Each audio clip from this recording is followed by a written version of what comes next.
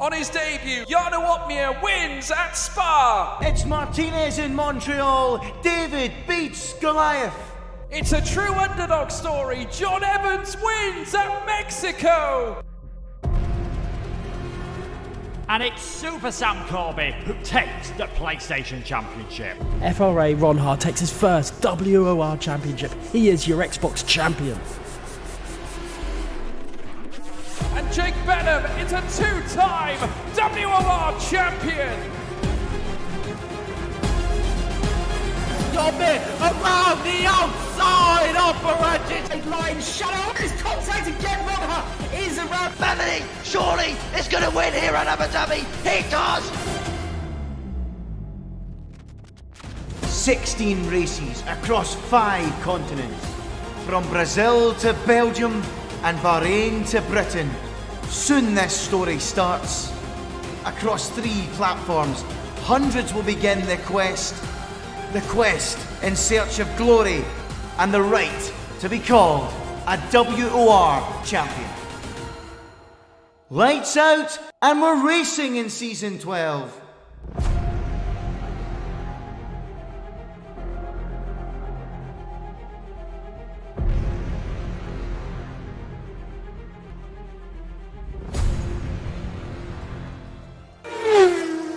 Good evening everyone and welcome along to WOR here on PC. It's back, 2022, Season 12 is about to get underway and it's bound to be another thrilling season here in the top tier. Can Jake Benham defend his crown?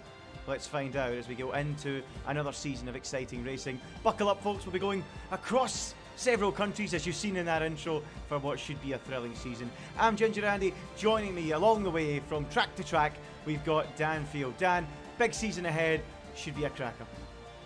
Absolutely very excited for this championship to get underway, where we're going to see a lot of esports talent coming in and mixing it with some of the young stars. Of course, season 11 champion Jake Benham, he will be trying to defend his championship here tonight, and he's got a pretty damn tough grid to do it against, so I'm really excited to see how he gets on this season.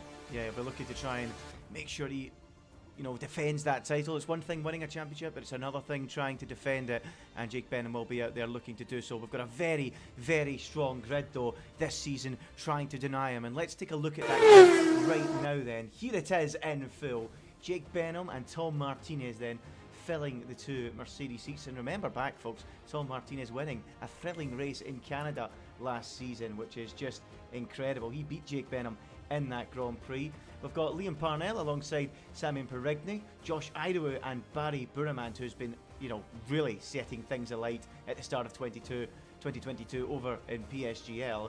Shinaka Clay, who was very close in PSGL the other night to victory, and Antoine Desaluski, Fabrizio Donoso and Jeffrey Ritchie at Alpine, Danny Beresney and Jack West at Ferrari, Louis Welch, the pad man, and Sam Corby at AlphaTauri. We've got Nicholas Longley and Luke Smith in the Alfa Romeos, Ulasso Zildrum and Ruben Pedreño at Haas, and Alessio Di Capua and Alvaro Caraton at Williams. A very, very, very strong grid here indeed, Dan. And who would be your main targets then to challenge Jake Benham? Barry Buramant certainly in strong form at the minute. Not here tonight. I'll go through the drivers not here and being replaced in a moment's time. But just quickly on that grid, Dan, who do you think has got the ability to topple Jake Benham for that championship?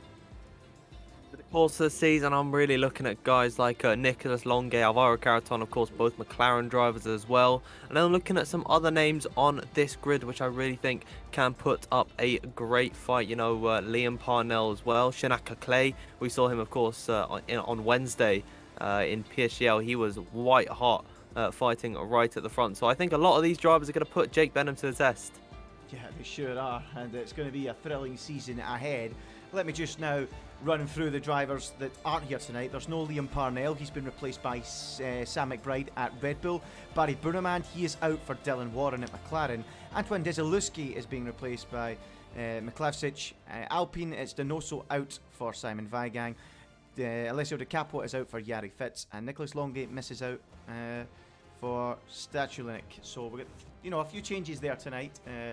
So let's see how things go, but it should be a thrilling race and a fantastic way to start the season. We're loading up the lobby right now. We will show you that in a minute. And we are racing tonight at the legendary Spa-Francorchamps circuit. An absolute classic, Dan. And what a perfect circuit to start the season on. One of the best on the calendar, isn't it? Yeah, absolutely. 9 left-handers and 10 right-hand corners around this circuit. And sits at 7 kilometers long, the longest circuit on the F1 calendar. And a little fun fact here, it's got an elevation change of the highest to lowest point of 102 meters. And to put that into perspective, that is quite a bit taller than Big Ben Tower, of course, in London. I really wanted to drop that fact in there. I was telling Andy at the beginning, just before we went live, that I really wanted to drop that in, getting it in early and getting out of the way. Yeah, let's get in then to qualifying. And as you can see, we have the drivers on the grid. Is it showing a black screen? No, there we go, sorted now. But we have got the cars coming out onto the track. The first man out there looks like it's going to be one of the McLarens. Let's have a look and see which one it is. Is it maybe Josh Idawood or is it Dylan Warren? I'm sure I've seen one of them pouring down the pit lane and out onto the track. And we'll find out in a minute. No, it was Dylan Warren. So there you go. No, it wasn't Dylan Warren. He was beaten out of the track by Jari Fitsten in the Williams. And as you can see, he is out there on the intermediate tyre. And as we know in Q1, and just to be clear with everyone, in WR this season, like we had last season in PC, we have the Q1, Q2, Q3 format. So the slowest 5 drivers will drop out in qualifying here, then the next slowest 5 from 11 to 16, and then we'll have the top 10 shootout to decide who will be on pole position. Jari Fitsten, the first man out there on this wonderful circuit, and as you said, Dan, 102 metres of elevation change. It's a classic circuit, uphill, downhill, like a roller coaster ride, all the way from La Source, climbing up through Eau Rouge, and then all the way climbing steadily to the top of the hill at the Corn. A fantastic circuit. I've never been to Spa myself, and everyone says that's been that when you walk up that hill, it really is steeper than it looks on the cameras. So it's one on the bucket list, and I need to make sure I get myself along to Spa at some point. But here we have Jari Fitz going very slowly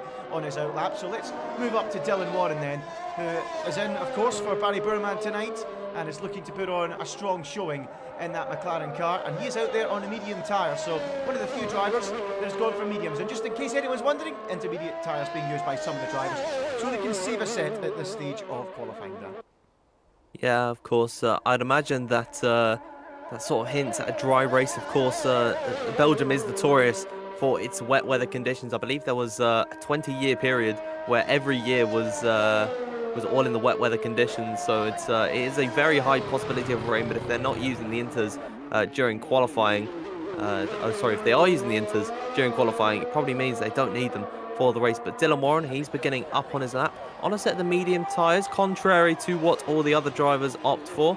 Normally they go for a set of the intermediate compounded tyre just to put some rubber down on the circuit. But Dylan Warren, he's thrown himself right into it and up towards the infamous Eau Rouge corner, and then climbing the hill towards the top of Radion and making his way up through the Kemmel Straight, where we're going to see a majority of the overtakes. And of course, where we saw a good few seasons ago, I think it was 3 wide in Xbox Tier 1, with one of the drivers being hit tonight in Josh Idawood. As Dylan Warren, he's crossed the second sector split, and he's looking pretty nice and tidy on this lap so far, Andy. Yeah, tidy start from Dylan Warren.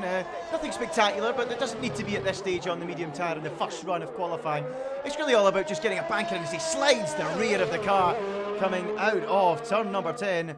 And he heads now down the hill towards Pujon. And I've got to say, this is now the real challenge on this racetrack. Once upon a time it was Eau Rouge, but with these modern Formula 1 cars, it's easy flat. Pujon is flat out, but you need to get the line right. If you find yourself out wide on one of the curves there, you can spin the car. Now he goes through the high-speed Fagnes chicane and then heads down into the braking point for Stavolo. Through the first part and then on to the second part. And Dylan Warren looks like he's slowed down on this current lap, and he's just going to take his time and make his way back to the pits. Only 2 cars out there on the racetrack at the minute, and I think the other man is Tom Martinez, and we can pick him up now going through the first sector, but he's on the intermediate tyres as things stand. So Tom Martinez, delighted of course to be in the top tier again this season.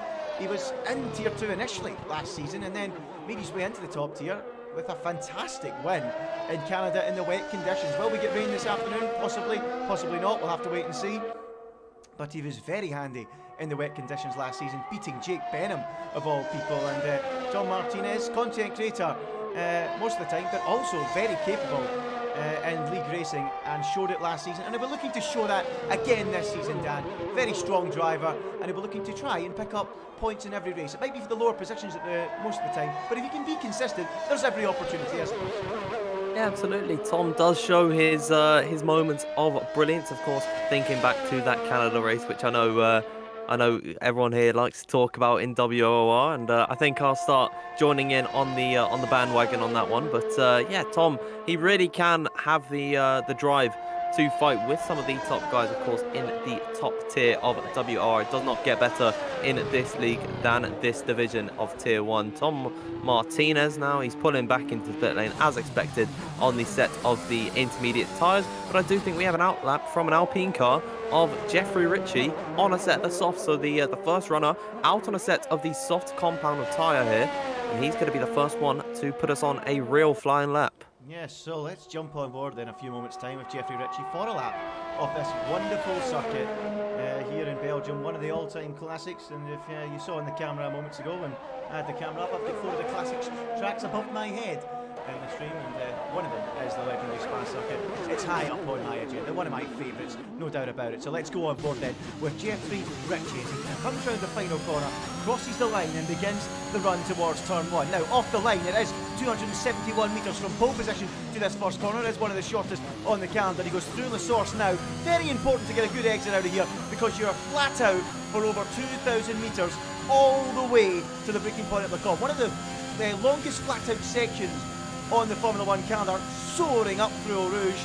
Careful up there, easy to lose the rear end as Jeffrey Ritchie now opens up that DRS and then powers down the Camel Straight towards the braking point at Le Combe. Then spot the braking zone at 50 metres, sweep in to the first part of the Le Combe section, bring it out wide and then into this right-hander at Malmedy, and looking very, very tidy indeed is Jeffrey Ritchie. Easy to lock the right front going into Rivage, but Jeffrey Ritchie hugging the inside like his favourite granny as he sweeps down into the next left-hander and then down towards that Puhon corner, which, as we touched on earlier, it really does separate the men from the boys. Blink and you'll miss it. Turn in, avoid the curve on entry, it's easy to spin, and then sweep down the hill into the high-speed chicane that is the Fagnes chicane. And he goes tucking the inside of that Alpine car in nicely, really aggressive on the curves, feeling very confident in his ability and feeling at one with that Alpine car. The rear end squirming ever so slightly as he makes his way through the second part of Stavelot, through Curve Paul Frere, and then on towards the famous Blanchimont corner. There's been many big accidents here. We've seen Max Verstappen once go right round the outside of Felipe Nasr 1 year here. We've seen Kimi Raikkonen in the wall here as well against Lewis Hamilton in a battle back in 2008, and then brake for the bus stop chicane. Right-hander, left-hander, get on the throttle as soon as you can, feather it nicely up towards the line. Jeffrey Ritchie, first lap on the board, 1 minute 41.656, and that is the time to aim for. A tiny lap coming out from Jeffrey Ritchie there, although he was looking a little bit shaky at some points at the exit of Stavelot. That corner really did throw the car, but he managed to hold on to it pretty nice indeed, as we do have more cars on outlaps at the moment. One of them, I think the furthest one up, is Luke Smith, one of our tier coordinators in this division in Tier 1. He's about to begin on a lap in the Alfa Romeo car on the run-up towards turn number 1, Stavelot corner. Oh, sorry, I forget all of the corners' names. It's La Source at turn number 1. He's got a flurry of cars coming out of the pit lane. 2 Aston Martins and a Mercedes to keep him company. He gets clear of them very nice indeed, but he has got a bit more traffic up in front of him as he runs up towards Eau Rouge, and through Raidillon he goes. He's going to pick up quite a handy slipstream actually from some of these drivers. Simon Weigang just in front of him, and you see he's going to be in the wheel tracks of that Alpine car, reaching speeds of up to I saw about 329 kilometers per hour, but then in this section, Les Combe corners, he's really going to get thrown off by the dirty air there of Ulash Zildrim and Piotr Stahalek. And you see he weaves a little bit, I think, an annoyance of the Haas driver, and that lap going to be over, I'd say. Yeah, difficult one there for Luke Smith. So many cars coming out of the pits. And you know what? I've got a bit of sympathy for Ulash Zildrim there, because there was so many cars coming out of the pits. He probably thought each and every single one of them when he saw them coming out behind him. were on outlaps, and unfortunately for him, Luke Smith was not one of them, and he caught him in a bad part of the track. He did catch him in the com section, which is pretty much single file. So I have a bit of sympathy for Ulas Rosildrum there. He doesn't have a spotter, he doesn't have a race engineer like they do in real life Formula 1, but frustration for Luke Smith, no doubt. Caught all those cars on a really bad point of the racetrack. Initially it looked as if it might be okay, because he would have got a tow, but in the end it wasn't to be, and his lap was indeed ruined. So who else we got out there on a quick lap? I think Jake Benham, the reigning champion, is starting one now. So let's see what the Mercedes driver can do. It's taken till 8 minutes to go before we get some of these drivers on a quick lap. So only 2 times on the board so far, that of Jeffrey Ritchie and the not so competitive one of Dylan Warren. So Jake Benham, up through Rouge he goes, and now on towards the Kemmel Straight, and this is where we'll see the majority of the overtaking in the Grand Prix into that braking zone for the Com now, and how much Kirby takes on the way, and that opens up the corner for the young English driver as he sweeps on now through Malmedy and down into the braking zone at Rivage, or Bruxelles, whatever you prefer to call it. 2 different names for that one. And then Jake Benham into this left-hander. Very easy to go wide here and rub up against the barrier, but Benham has that car absolutely planted, using a bit of the grass there. I think that's a little bit of a glitch in the game where you get lots of grip out there, and of course, as casual racers won't know that, but the esports drivers are on to try and gain every single little advantage they can find in the game, and Jake Benham is one of them. Every little tenth, every little hundredth, every little thousandth matters as Jake Benham now makes his way through the second sector time leading, and he's purple, a 1:13.1 up to this stage. Pretty tidy lap so far, Dan. Yeah, absolutely. Just got one more sector to go.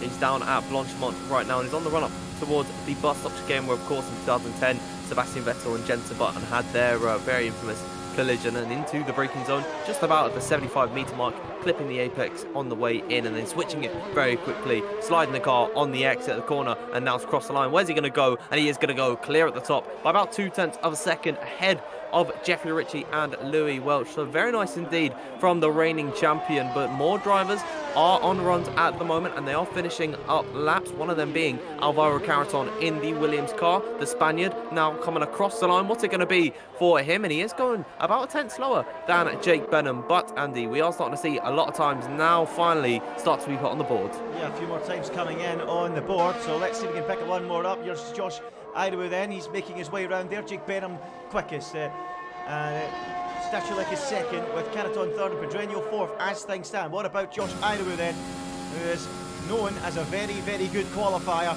Let's see what he can do as he makes his way down towards that bus stop chicane now, sweeps in. Oh, that looked very, very tidy on the way into the first part of the bus stop. Keeps it hooked up to the line he goes, and he goes ninth quickest, a 1:41.7. So Jake Benham, at the minute, the king of Spa, on top as things stand. Everyone else that hasn't done a lap time is either in the pits or on a set of intermediate tyres. Let's see if we can pick up Luke Smith.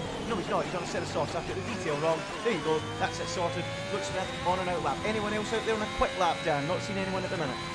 Don't believe so. Jack West just completed a time for Ferrari, and he's gone into 6th position. Of course, a lot of people doubting the ability of the young Welsh driver, but I'm certainly thinking he's doing pretty well so far in Q1. But the academy team driver of that Ferrari team, of course the Alfa Romeo car of Luke Smith, is about to begin on a run. The other one went a bit wayward last time with catching the lap traffic of the 2 Haas cars, but now he's got a bit of clear air in front of him. He's not going to pick up the slipstream down the Kemmel Straight, but I don't think that'll affect him too much as long as he can get a time on the board through La Source and running off the exit. It is crucial to get a good run through there because it is now completely flat out until you get towards Les Combes. That includes these 2 next corners of Eau Rouge and Radion Rising. Up there, I'm going to have a slight lift, opening up the DRS, keeping it tight knit to the right and then swapping it over to the left to get the run down the Kemmel Straight, reaching speeds of 325 kilometers per hour. Now catching the car in through Les Combes and up towards Mallory Corner. He's looking pretty tidy at the moment, is Luke Smith, down in towards Rivage. Easy to lock the rears, and I think he has done that ever so slightly. It's not affected him all too much, but off the exit, take it as wide as he can through No Name Corner, and on the run up towards now taking the esports very unconventional line down towards Puon corner, where he's really got to have all the commitment in the world to absolutely nail, and he's taken that very nicely up towards now Fanier. The little chicane here, keeping all the curb on entry. I'm surprised he's not spinning that car. I don't know how he's getting all that traction, because if I attempt this, or you, Andy, I think both of us would be spinning right off, taking a wide exit off of Stabilo, and now he's got the run up through Blanchimont. It's going to be flat out up towards the bus stop chicane. Luke Smith looking very tidy on this lap, currently 17th. We are at risk of losing him in this qualifying session, but if he's able to nestle himself in and about the top 6, I'd imagine he'd be home sailing into Q2 at this point. As coming through the final chicane, the bus stop chicane down here, the final sector. Oh, a bit of a slide off the X. That's going to hurt his time ever so slightly. It's across the line. He goes 9th fastest with a 1 minute 41.646. Yeah, tell you that there from Luke Smith. And I was going to say speak for yourself, Dan, but I think you're absolutely right. I would probably spin it through there if I took that much curve. But yeah, I think it's all in the setup, isn't it? These drivers know how to get that setup absolutely spot on and have the confidence in themselves and in their car. And Luke Smith certainly showed that there to go 9th quickest. So let's have a look at these times then. Quite a lot of drivers on the 141s and 141.5s and 141.6s. What do we think the cut-off time will be? Let's hear what you guys think in the chat. Let us know, what will that cut-off time be? What do you think, Dan? I'm probably going to go a low 141.6, maybe a 141.5. It is very difficult to really get a gaze of where it is. I think Jake Benham knows he's safe. He's on a 141.4, and normally on about a 2/10 buffer. So I'd say around about a 41.6 is sort of going to be the mark where the drivers are aiming for. That puts everyone from 11th downwards at risk at the moment, and all those drivers are out on circuit, whether it be on a quick lap or an out lap at the moment. One of those drivers is Simon Perigny, not yet setting a time in this qualifying section. He's coming through the Fania chicane now in the Red Bull car. And we are at risk of losing him in this qualifying session, along with Jari Fitz, Danny Berezne, Primoz Milkovic. I'm definitely going to have to learn how to pronounce that name, and then Sam Corby as well. So we are at risk of losing those 5 drivers, but they all have 1 run left in them until they are able to see themselves safely into Q2, or they're clasped by defeat. And now here comes Simon Perigny in towards the final 2 corners. The bus stop chicane. Is this going to be a good enough time to see him through into Q2? We know this driver is very fast on race pace, and he goes into 11th position. That might not be safe for him. Yeah, it might not be. We'll have to wait and see. Let's see if we can pick up anyone out there on a lap that's in the bottom 5 at the minute. Dylan Warren is the furthest man out there at the minute in that bottom 5. So here we go then. What can he do? Look at the traffic he's got. His teammate just about gets out of the way. Jack West has to literally jump off the racetrack to get out of the way of Dylan Warren, who is on a lap at the minute. Difficult to see what his time was through the middle sector against his previous lap, because it's a 1:57. But Dylan Warren is on his way then. Is he going to get a little tow here from Stachulek? No, he's not. He's going to continue on his way. Dylan Warren needs this lap to get into the next part of qualifying. Simon Weigang and Luke Smith have done 141.6s. They might be safe. Dylan Warren slides the rear. Surely that's a couple of hundreds, a couple of tenths lost. Is it going to be enough to get through? Oh, he's just about through on a 141.8, but there's cars coming, going quicker than that. And Danny Berezne is one of them, the Hungarian driver. The esports veteran is out there on the racetrack, and surely there's a few drivers in trouble. We've lost Dylan Warren and Louis Welch. They will not be going again, so they should be going out of qualifying here, surely. Danny Berezne will knock Louis Welch out with a decent enough lap here. Berezne up to the line. What's it going to be? Crosses it now. He should go through. He does go through. 7th quickest for him. Primoz Miklavsic is out there as well. Round the final corner. Martinez is now in trouble. What can he do? Can he knock him out? No, he can't. He only goes 16th. He is out of qualifying. Primoz Miklavsic is out. Who else will go out? Louis Welch is still just about surviving. Sam McBride is out there and can knock him out, as can Gary Fitz, as can Sam Corby. Louis Welch, the padman, on the bubble. Dylan Warren on the bubble on a 141.8. Can Sam McBride, who's standing in for Liam Parnell this evening, knock either of those drivers out of qualifying? He's got 1 corner to go. He heads for the line now. Can he knock them out? No, he can't. He is out of qualifying. Gary Fitz, can he knock Louis out? He can. Louis out. Gary Fitz goes 4th, and that is that. Unless Sam Corby can knock Dylan Warren out as well, right at the end of qualifying. Tom Martinez is 17th. Sam Corby then, it's all on him. Can he knock Dylan Warren out of qualifying? No, he can't. He's only 19th with a 1:42.0. And they all tried and came and did their best, but they couldn't knock Dylan Warren out of qualifying. Louis Welsh, Tom Martinez, Primoz Miklavsic, Sam Corby and Sam McBride out of qualifying, Dan. And that is a big surprise to see Louis Welch out of qualifying so early in this session. Josh Adowu just completed another lap to go in 11th position. I think Simon Perigny is the last driver that we need to come into the pit lane. That's going to confirm the end of Q1 with those 5 drivers being eliminated. We did see as well Ulash Zildrim go 2/10 quicker than Jake Venom. He topped qualifying in Q1, and we'll see if he's able to carry that on throughout the next 2 sessions. 15 minutes of Q2 coming up very soon. Well, here is the results of that first part of qualifying, and as you say, Ulas Ozildrim with the lap to go quickest of all with that 1:41.280, getting the better of Jake Benham at the end there. Piotr Stachulek, the Polish driver, is in 3rd, with Giari Fitz 4th, Shinaka Clayton 5th. Caraton was 6th with Pedreño 7th, Jack West 8th and Beresney 9th and Simon Weigang 10th. Josh Adowu was 11th, 12th was Luke Smith, Jeffrey Ritchie 13th, Perigny 14th and Dylan Warren out of qualifying with Louis Welsh, Tom Martin, oh no he's not out, Louis Welsh is out, Tom Martinez is out, Miklavsic is out, and the bottom two, the 2 Sams dropping out as well. So a bit of a disaster for them in qualifying, and well, what a session that was, Dan. And yeah, the big lap at the end of the session there.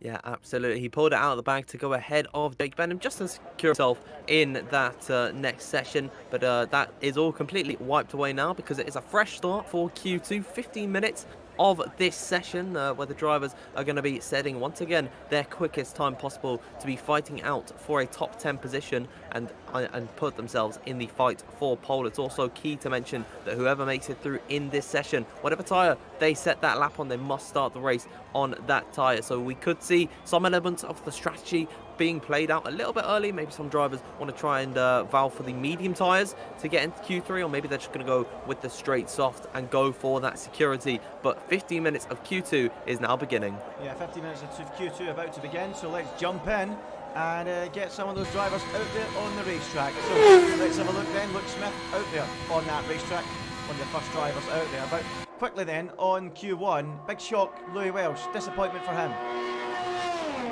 Yeah. It really is to see Louis Welsh out that early. We normally see him in towards Q3 most weeks, but I guess he didn't just have the lap in there for him. Finished 16th overall, and he was just about a couple hundredths off the back of Dylan Warren it was. So it's a real shame that it ended that way for him, but he's just got to get his head down. He's got a little bit of a break before he can get in towards the race, so maybe that's going to be enough to clear his head.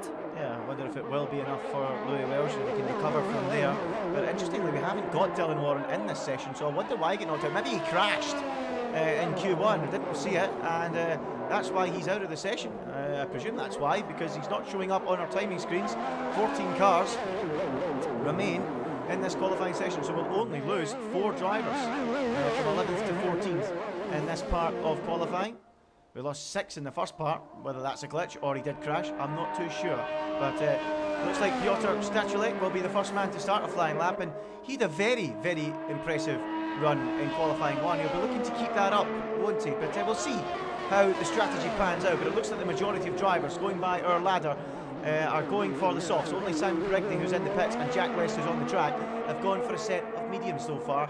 So let's see how it plans out. Are the majority of drivers going to try and qualify in the top 10 and start on a set of softs? It certainly looks that way at the minute as Piotr Stachulek starts a lap around this legendary Spa-Francorchamps circuit and begins that climb up through Eau Rouge and into Radion. And yeah, as we expect, this will be the area of the track where most of the battling will be in the Grand Prix, Dan. Side-by-side action into the braking zone at the end of this straight. You can also get some moves going through Blanchimont and into the bus stop, but the majority of it should be down here, shouldn't it?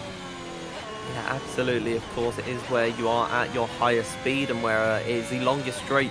Almost on the F1 calendar, it is not the longest anymore, but I do believe that it used to be. It's almost a kilometre long around this 7 kilometers circuit. So it really is an easy place to overtake, especially with the assistance of DRS as Piotr Stahalek on this run at the moment. Alvaro Carreton doing well to get out of the way of the Haas car, who's flying through Pouhon at the moment, and he's taking that very nicely indeed. Not a sign of wavering from the Polish driver, fighting it out in challenges earlier this week. He's really putting on an impressive job so far in the league racing and esports community. As coming up through the second sector split, Stahalek does a 13.8, so he's looking very clean so far on this run, and we'll see what he can do on the run up through Blanchimont and up towards the bus stop chicane. He's coming towards the end of this lap in the final sector. He's going to be the first driver to complete a run in Q3. Is now coming down towards the bus stop chicane, taking all the curb on entry, just clipping the apex onto the first part of the corner. But he pulls into the pit lane. That's his lap over and done. Yeah, I'm just going to have a quick adjustment on the volume here, so apologies for the pausing. I'm just going to see if I can adjust things. I've just had a few comments about the volume not sounding great, so I've just turned it up, but he comes into the pits and abandons that lap. Let us know if the volume still sounds okay. But here's Josh Idaho then, out on the racetrack, and he is starting a flying lap then. And as we touched on, very, very strong qualified in the top 10 all races bar one that he competed in F1 Esports last season. Very, very strong in qualifying, and here he is making his way through Le Combe and further on his way. And what can he do then as he goes into Ravage corner now, sweeping into that right-hander. It's so easy to lock the tyres up going in there, and Josh Idaho has it all under control as he now begins that long climb downhill. Again, doesn't look like much of a slope, but it is, believe me, as you go down into that Pouhon corner, threading the eye of the needle through there. Such a narrow section of the racetrack. Touch of the curb and you can easily spin out and ruin your race. It's Jeffrey Ritchie on top at the minute with a 141.9. We saw 141.4s in the last part of qualifying. Expect them to dip even further below that come the end of qualifying, as Josh Idaho has gone purple through the middle sector and is putting together a pretty tidy lap to open up Q2. 10 minutes to go in this session, and Idaho, with that Mercedes engine singing in the back of that McLaren, is pounding round and heading towards the end of this latest lap, as we've lost Dan. Hopefully you can jump back in, Dan, without too much of a problem, as Josh Idaho makes his way round the chicane and heads up to the line and completes the lap. What's it going to be? A 1:42.1 from Josh Idaho. A bit of a scruffy final sector sees him go third quickest. So let's drop further down the field to Alvaro Carreton. He's aborted this current lap he's on. It's gone to pot for him, and it's the same for Shinaka Clay. He has not managed to get a good lap together either. So let's pick up Jack West, who impressed in the first part of qualifying. He's on an out lap at the minute. What did he do on a set of the soft compound tyre? We'll change that to the T-cam to pick up Jack West. Jack West continues on his way. I'm just going to make another adjustment, folks, to the volume. Apologies for that. Now we can get back to the action. Jack West now makes his way towards the final couple of corners. Most drivers either on out laps at the minute. Jake Benham has just started a flying lap, the champion. Let's go back to him then. 41.4 in the previous session. Let's see what he can do this time round. He's toppled right at the death by Ulas Ogildrum, as Jake Benham now makes his way up the hill and through Eau Rouge and then onto this straight, one of the few DRS zones on this racetrack. The DRS wide open for Jake Benham as he heads flying down in towards the chicane at the end of the straight. Could get well into the 41s here, you would think, for Jake Benham on that soft compound tyre, but it's quite clear that these drivers are quite keen to race on the soft compound tyre at the minute and start the race on them. No hesitation of going to the medium for Jake Benham. There's a few drivers out there on mediums though. You can see that on the left hand side of your screen. Shinaka Clay out there on an out lap, Alvaro Carreton on an out lap on medium tyres, which is quite interesting. But Jake Benham showing no interest in doing that. He's gone straight out there on a set of the soft tyres and intends in putting this lap together. Not really draining the battery too much though, so that might suggest he is on a slower lap. He's done a 13.7 through the middle sector and he's invalidated his lap, so Jake Benham not on a particularly quick lap on this occasion. Dan, are you there? My game had a crash. It does tend to do that ever so often, but I am back in the session. Jake Benham unfortunately invalidating on his run, but we can jump over to Danny Berejnay, who is on a lap at the moment in his Ferrari car, the Scarlet Red prancing horse that he's running in this season, as now he's coming through towards the second sector split, and it's a 12.9 from Berejnay. He's always been good at Belgium. We'll see him through Blanchimont now on the run up towards the bus stop chicane. He's looking really tidy at the moment. He's got to be a 1 minute 41.980 set by Jeffrey Ritchie at this moment in time, as here he comes down into the braking zone at the bus stop chicane. Simon Weigang has gone quickest with a 41.4, so it's looking really good for them so far, the two Alpine cars, but Danny Berejnay blows it out of the water with a 1 minute 41.251. Brilliant stuff from the Hungarian. Yeah, great stuff from Danny Berejnay. That is a superb lap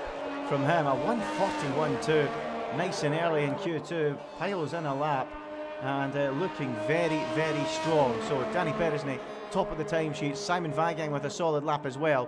Let's see if we can pick someone else out there on the lap. And Alvaro Canata on the medium tyre here, Dan. Quite interesting to see him out on that compound tyre. Pretty late in the session. Well, I say late in the session. I think my timing tower is a little bit glitched on my end, so I'm not too sure how much time we actually have left in this session. But Alvaro Carreton, it's interesting to see him on a set of the medium compound tyre this late into qualifying. We've already had 8 laps come out from these drivers so far. The top 5 all on a set of the softs, if I'm not mistaken, and then the bottom 3 on the mediums. So it is the preferred tyre to be on. I'd say the softs if you want to guarantee your spot in Q3 with your best lap possible. Here comes Alvaro Carreton down towards P1. Might get a little bit distracted by Simon Perigny in the Red Bull, pulling off to the right-hand side on the part where you would run off there. And I think Antonio Giovinazzi's had a few incidents down at that corner back when he was in Formula 1. Those were the days. As Alvaro Carreton now coming down towards the lowest point of the circuit at Stabilo. And in saying this, a 14.0 isn't too bad for a second sector on the set of the medium compound tyre, if I'm not mistaken. I believe it is about a second off of what Danny Berejnay did, so he's looking to be on for a 42.1 at the moment, which would put him quickest of the medium runners. Is now coming down towards the bus stop chicane. The Spaniard has just got these last 2 corners, and off the exit, short shifting up the gears to get the most grip on exit and to cross the line. The 42.4, he goes slower than Stahelek, but I don't think that's going to be a secure time for him. Yeah, so he goes 7th, Alvaro Carreton. Will he stick with that, or will he decide to make a change? We'll have to wait and see if he will go to the opposite compound of tyre, but it remains to be seen. But who else we got out there completing a lap? I think Ruben Pedreño. No, not Ruben Pedreño. Is it Jack West maybe that's out there? No, I thought there was someone in the final couple of corners on a lap. Maybe Simon Perigny is. No, he's about to start one. So let's keep an eye then on him. No, he's about to finish one. He's coming into the pits. So no lap from him. Luke Smith though. Looks like he's out there and pushing hard. Currently second quickest for the 141.4. Really solid lap from him. What can he do this time round? He's currently second behind Danny Berejnay at the top of the hill, and he's aborted that lap. He's invalidated it, and it's all over for Luke Smith. That lap is over, so 3.5 minutes to go. It's Danny Berejnay on top from Luke Smith in second, Weigang third, and Jeffrey Ritchie fourth. What tyre compounds will some of these drivers go for? We'll have to wait and see. Jake Benham has gone out there on an out lap, and he is on a set of the soft compound tyre, so it looks like he's going to be setting his lap on softs, and he intends to go into the race tomorrow or after this session on a set of soft tyres to start it. Doesn't it look like that with Dan? Yeah, absolutely. Jake Benham certainly looking to be looking to set the world alight on his run. He's just taking it slow on his outlap, trying to get some heat into the tyres, and then he'll be able to push like there's no tomorrow on his run. He's got no cars in front of him. He's got the 2 Alfa Romeos that are just coming up towards Blanchimont, but he's got the entire last part of the second sector all to himself. Jake Benham certainly is a driver to watch, really is the hottest prospect in league racing at the moment, and certainly a star of the future, reigning PC Tier 1 champion in WOR. And you wouldn't be crazy to put another bet on him winning it this season, but he does have to deliver on circuit. He's just coming through Blanchimont now. He'll be the next one to start us on a run. Yeah, so Jake Benham then, the champion from last season, looking to get himself into the next part of qualifying. Danny Beresney's happy with what he's done. 141.2 easily sees him through to the next part of qualifying. And look at Benham there, wide as you like going into that final corner, so we can get on the throttle before he crosses the line at the maximum speed possible to shave those extra few hundreds and thousands. And here he goes into that turn 1 now. Benham on the exit, gets on the power of that Mercedes AMG Petronas and then plunges down the hill to the foot of Eau Rouge and then soars up it. Can only see the sky from the cockpit, blind as you reach the summit of the hill and then continue the gentle climb towards the top of Le Combe. Still an uphill climb this, it looks relatively flat, but trust me, it's uphill. 30.1 through the first sector. Jake Benham now attacking the Le Combe section, using all the curb he can get away with as he now sweeps through the right-hander and then charges down the hill towards Rivage. Into the right-hander he goes, early apex, almost like there's two apexes in that corner, an early one, then one on the exit, and then sweeps down the hill. This is looking very, very tidy from Jake Benham. Inch perfect up till now. This could be challenging the lap we've seen from Danny Beresney as he sweeps down through the left-hander and then on towards the high-speed chicane. Let's see how much curb he takes here. How confident is he in his car? Plenty of curb for the right, and then a good bit for the left-hander as well. And on exit, Jake Benham on a storming lap. Keep an eye on the clock at the top right-hand corner. How's that middle sector? It's a 12.9. Jake Benham is on a superb lap here. How's it going to be come the end of the session? 40 seconds to go. He's currently down in 12th place. Invalidate it, and you're in big, big trouble, sir. If he keeps it all together, he could be going top of the timing screens. Are we going to see the quickest time we've seen so far in qualifying tonight? Final corner, Ruben Pedreño will need to get out the way. Oh, that's quite off-putting there for Jake Benham. Up to the line he comes. What's it going to be? Jake Benham, 141.200. Quickest time of qualifying so far, Dan. Half a tenth quicker than Danny Beresney as well. Really impressive stuff from Jake Benham, and that should see him into the final part of qualifying. The clock now has struck 0, which means all the drivers in the bottom 4 at the minute will be at risk of being eliminated in this session. We've still got a couple of drivers still vying for the medium compound tire. That's not a glitch on my part, but Jack West currently on the bubble at the moment in the final sector, and unfortunately he has invalidated in 11th position. He's not going to see Q3 at this point, but more drivers are on runs, and one of them being Shanika Clay at risk of being eliminated in qualifying at this point in time. We'll see him come down towards Pouhon corner, flat out through here almost, and now rising up through the gears towards Fania curb corners. He's taking this really nice and tidily. He's got a set at least a 1 minute 42.7 at the moment, as Simon Brigney has invalidated and gone off the circuit, so that is going to be the cut-off point for him in that Aston Martin. Pedreño retires on circuit. He's out of qualifying. Shanika Clay is the only driver that can get out of qualifying at this point as Jari Fitz comes into the pit lane. Ulash Zildrum tops Q2 once again, as here comes Shanika Clay on the set of the medium compound tyre. Can he see himself into the final part of qualifying? Can he eliminate Simon Brigney? It's all coming up to this point now. It's to cross the line. Shanika Clay, he goes 8th fastest and eliminates Simon Brigney in qualifying. Yeah, Perigny out of qualifying, so let's see what can happen here from Stachulik. He's currently 9th and in a bit of trouble, but it should be enough to see him through. Perigny ain't going any quicker. Stachulik bails out, and that is it for qualifying. Only 4 drivers. We're going to miss out. Simon Perigny, there he is. He's invalidated his lap. He's going slowly. As you say, Dan, he is out, and he's joined by Jack West, Jari Fitz, Ruben Pedreño, and Dylan West, who we lost before qualifying started. But there you go, Perigny, West, Fitz, Pedreño out of qualifying, and what a story that is for Shanaka Clay and Alvaro Caraton getting through on a medium compound of tyre. That could be a massive gain for those two. Let's see how they get on in the race, and there's one of them, Shanaka Clay, through on mediums. But what about Ulas Osjeldrum? 2 sessions in a row, 2 sessions on top by more than a tenth of a second, almost 2 tenths this time round. Really putting a number on Jake Benham tonight, and he's looking strong at the moment. 2 sessions topped and 2 sessions led by Jake Benham, and Ulash Zildrum being 1 and 2. Ulash Zildrum getting the better of his English rival. We're just waiting for Jake Benham's Mercedes to be wheeled into the garage, and then we'll get ready for the final part of qualifying. 12 minutes of Q3 to get underway. There we go. Confirmation of the results here.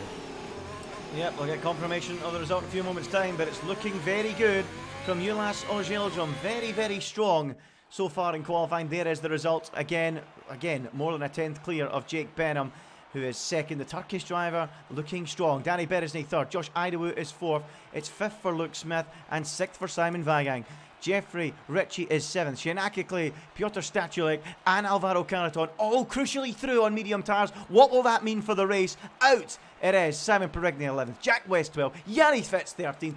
Ruben Pedreño joins Dylan Warren, who did not take part in qualifying, on the sidelines. They are all out as we head for Q3. It should be a cracker. And it's time to get your predictions in the chat, folks. Who is going to be on pole position? Let us know who you're going for. But for me, I am going to go Ulas Ozhildrum. He is looking very strong around this circuit. Can he go out there and earn what would be a superb pole position? Dan, who are you going for? I'm going to go a bit contrary to what some people would be picking. I'm going to pick Danny Beresney to put it on pole position. Of course, normally you'd be saying Ulas Ozhildrum and Jake Benham. Those two have been topping the session so far in qualifying. But I think Danny Beresney is going to pull it out of the bag, go ahead of Ulas and Jake, and he's going to start on pole. Well, we'll see if Danny Beresney can indeed get that pole position. Very strong around this Belgium circuit, we know that. But Ulas Ozhildrum, for me, he's just looked really, really strong. Hooked up around this racetrack, hammering in some super lap times. Quicker than Jake Benham by around a 10th. We want to know, everyone in the chat, who are you gunning for pole position for this opening round of the season here in WOR? Who do you think is going to get that pole position? I'm saying Ozhildrum. Dan, next to me, is saying Danny Beresney. Let us know in the comment section below who you're going for pole position. One thing's for sure, if anyone was hiding their pace in the first two sessions, they won't be hiding it anymore. The sandbags are coming out. First race of the season. Who is going to get that pole position here in WOR and start the season on the front foot? It's time to jump into the final part of qualifying. We have our first car about to head out onto the racetrack, and I think it's the Alpine of Simon Weigang that's making his way out. No, it's not. It's Jeffrey Ritchie making his way out onto the racetrack. Let's keep an eye on him as he starts a flying lap. Well, starts an out lap. Who are we going for pole position? Frank Trick says Alvaro Carreton's going to get it. Jess has said that Ulas has been brilliant so far, and I have to agree with that. He is going to be my pick for pole position. Let us know in the chat who you're going for pole position as Jeffrey Ritchie starts an outlap. Alvaro Carreton out on an outlap as well as we get set for this final part of qualifying, and it should be a thrilling one as well. As Jeffrey Ritchie makes his way out there. I don't know, Dan, I've just been very impressed with Ulas so far. It's difficult to write off Danny Beresney. He is strong around this circuit, and you know, he's a veteran in the world of F1 esports. You know, it's going to be quite the tight qualifying, but what do we think it's going to be for pole position? A low 1 minute 41. Are we going to dip into the 1 minute 40s? I think we might just about hit a 1 minute 40 at the end of qualifying. Who gets it, whether or not, I'm not too sure, but I do think we'll see at least one or two, maybe three drivers in the sub 1 minute 40s. Well, I guess it's just in the 1 minute 40s, so it is going to be very interesting to see. But Jeffrey Ritchie, he'll be the first driver to put us on a lap, and I think this might be the first time we'll see all 10 drivers out on circuit at this point in the session, as Danny Beresney in the Ferrari, he's the last driver to come out onto the track. But Jeffrey Ritchie now is going to take a nice and slow run through the bus stop chicane because he needs to prepare himself for his lap. He's got a whole lot of clear air in front of him. He's not going to be disturbed by anyone else on his lap. Down towards La Source corner. Here he comes, the Aruban and Dutch driver off the exit of turn number 1. Nice and tidy, keeping it wide on the exit to get the best run possible. Is now on the run up towards the infamous Eau Rouge and Radion complex of corners, completely flat in modern Formula 1.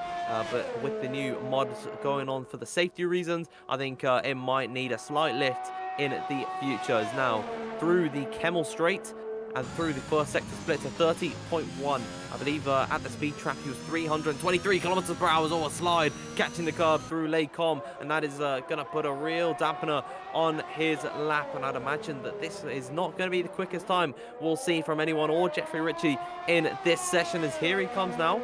through No Name corner again, really being aggressive on the curbs, and that could be his downfall if he's not careful. He's on the run up towards Pooh on corner, and he's run wide, but he has managed to keep it valid. Jeffrey Ritchie, it's looking a bit sloppy at the moment. I'm not gonna sugarcoat it for him. You know, he's made a few mistakes which could really ruin his run in the long term. As through the second sector split, what's it going to be? 13.5. Yeah, he's way down. I think we'll jump away from Jeffrey Ritchie. We'll see what time he does at the end, but I think he'll be looking to go quicker on his next lap, and we'll pick up Alvaro Caraton then instead. He is certainly on a good lap. Let's have a look at a few more comments. Katie Jonesy is going for this man, Alvaro Caraton, to get the pole position. Preston Paving and Landscaping Limited. What a plug that is, Paul. He is going for Jake Benham to get the pole position tonight. So let's see how that one works out as Jeffrey Ritchie's time is complete. 1:41.8 for him. Alvaro Caraton on another lap then. He's been looking and just waiting to pounce in Q3. What can he do now as he makes his way up towards the final few corners? Through the famous Blanchimont corner he goes at over 190 miles an hour. The car sticking. Alvaro Caraton, the Spaniard, looking to deliver as he makes his way into that final chicane and up towards the line. Are we going to see a low 1:41? Are we going to dip into the 40s yet? No, we won't. It's only a 1:41.8 from Alvaro Caraton. Not a great lap from him either. What about Piotr Stachulek? He's in the final corner, up to the line, currently 10th quickest. Where does he go? He goes quickest with a 1:41.1. What a superb lap that is from him.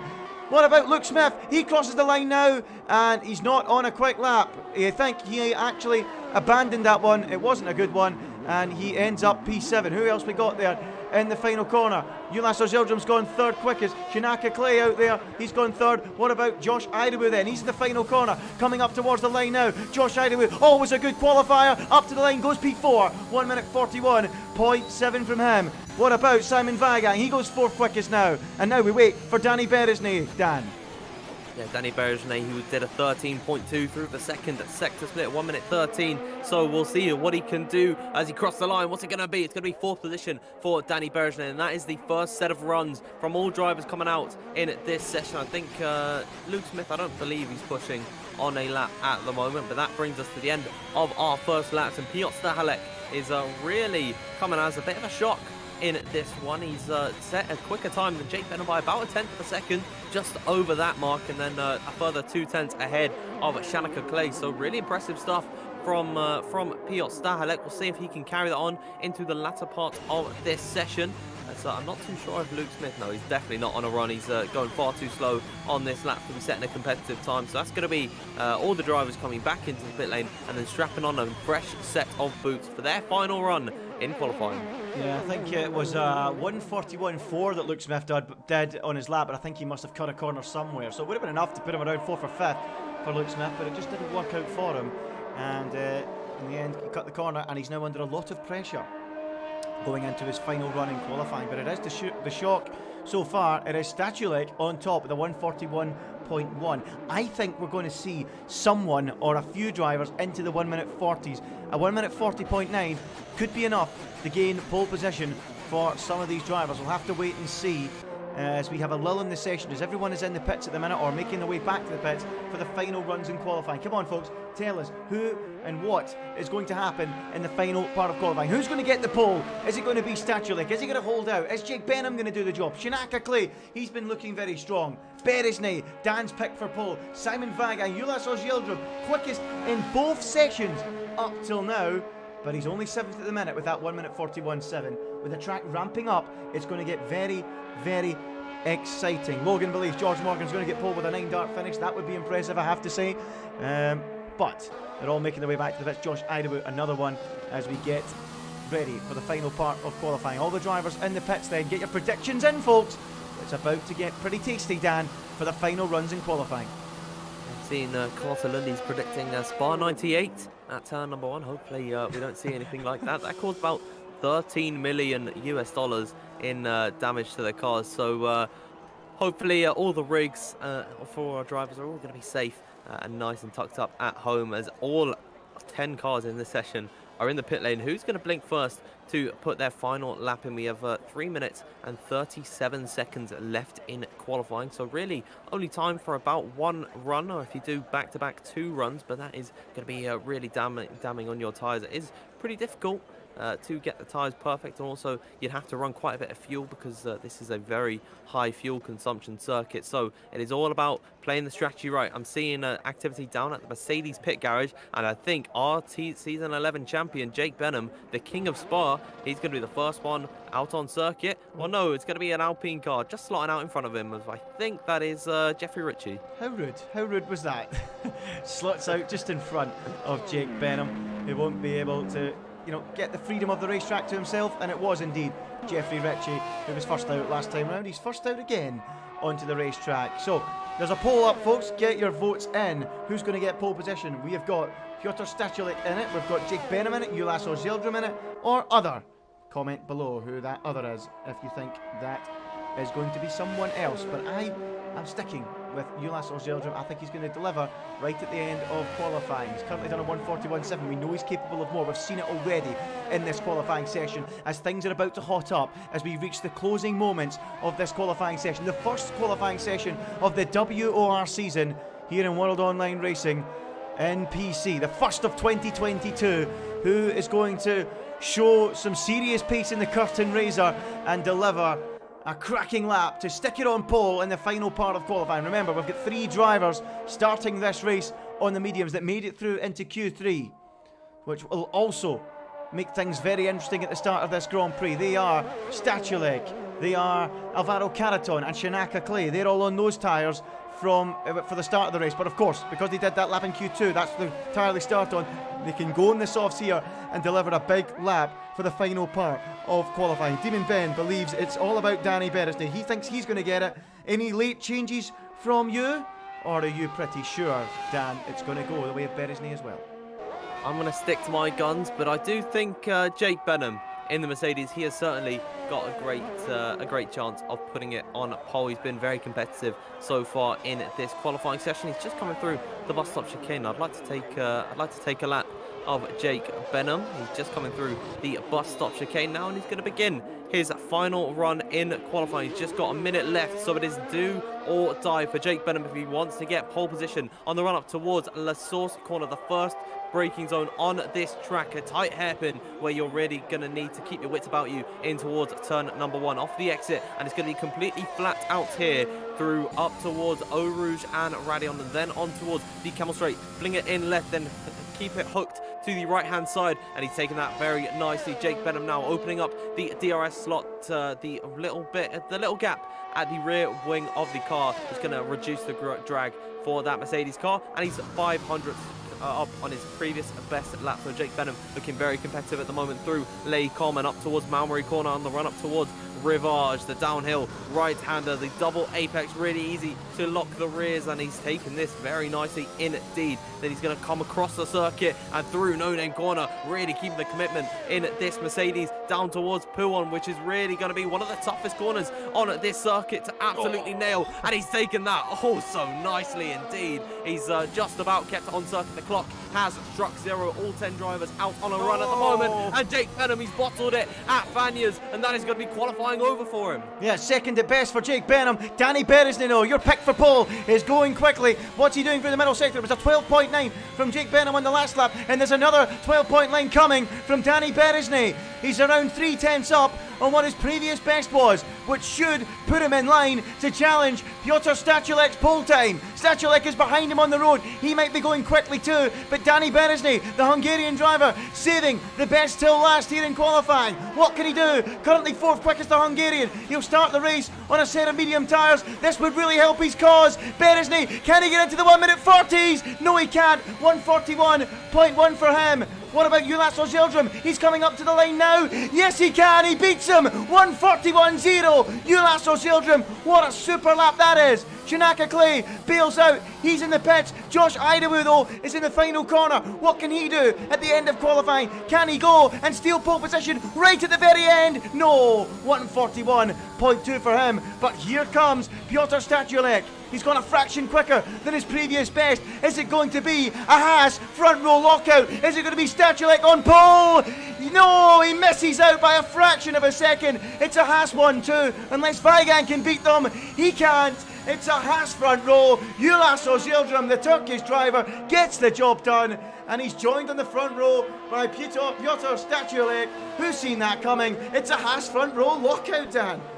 And you really don't get to see that every day. The two Haas cars, normally in real Formula 1, they are right at the bottom, plumb lost every time, but they are locking out the front row in WOR. And that brings us to an end of qualifying. Topping all 3 sessions is Ulas Ozildrum, and he seals the deal in Q3. He's going to start on the front row alongside his teammate of Piotr Stachulek. And if you're down at the Haas paddock, and if you're a supporter of the American team, well, you're going to be laughing at the moment. Well, Günther Steiner, he won't be swearing tonight, that's for sure. He'll be very happy with that. Ulas Ozildrum on pole then, with Piotr Stachulek alongside him. That is not a misprint, that is a Haas 1-2. Danny Beresney 3rd, Jake Benham is 4th, Josh Idawu is 5th, Luke Smith is 6th, Shanaka Clay 7th, Simon Weigand 8th, it is 9th for Jeffrey Ritchie, and it's Alvaro Carreton who had a really poor lap, completing the top 10. What a qualifying session that was to round things off.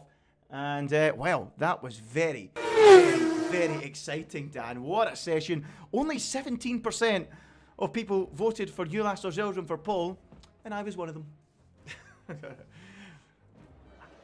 What did you think? I hate admitting that I'm wrong, but you know, it wasn't meant to be for Danny Beresney in the end, but he still has the opportunity in the race, and you don't get any points for qualifying in WOR, so it is all still important that the drivers maintain their positions at the very beginning of the race. The deal is not signed for Ulas or Piotr Stachulek or anyone of these sorts. It is still anyone's game at this point, of course. Now we're going to see all 20 drivers back in the session for the end of our, well, for the race. Qualifying is no more. It's about what they convert in the race. Well, it's time to go for the opening race of the season here in WOR. Season 12 is about to go. 2022 is about to get underway. Let's jump into it now. It's the Belgian Grand Prix here from Spa-Francorchamps. Well, here it is then, the opening round of the season. It's been a long time coming. Round 1 of the season here in Belgium in 2022, here in WOR, one of the most famous circuits on the Formula 1 calendar. And it's bound to be a cracker. Belgium becomes the 4th nation to host an opening round of the WOR season after Australia, Spain and Bahrain.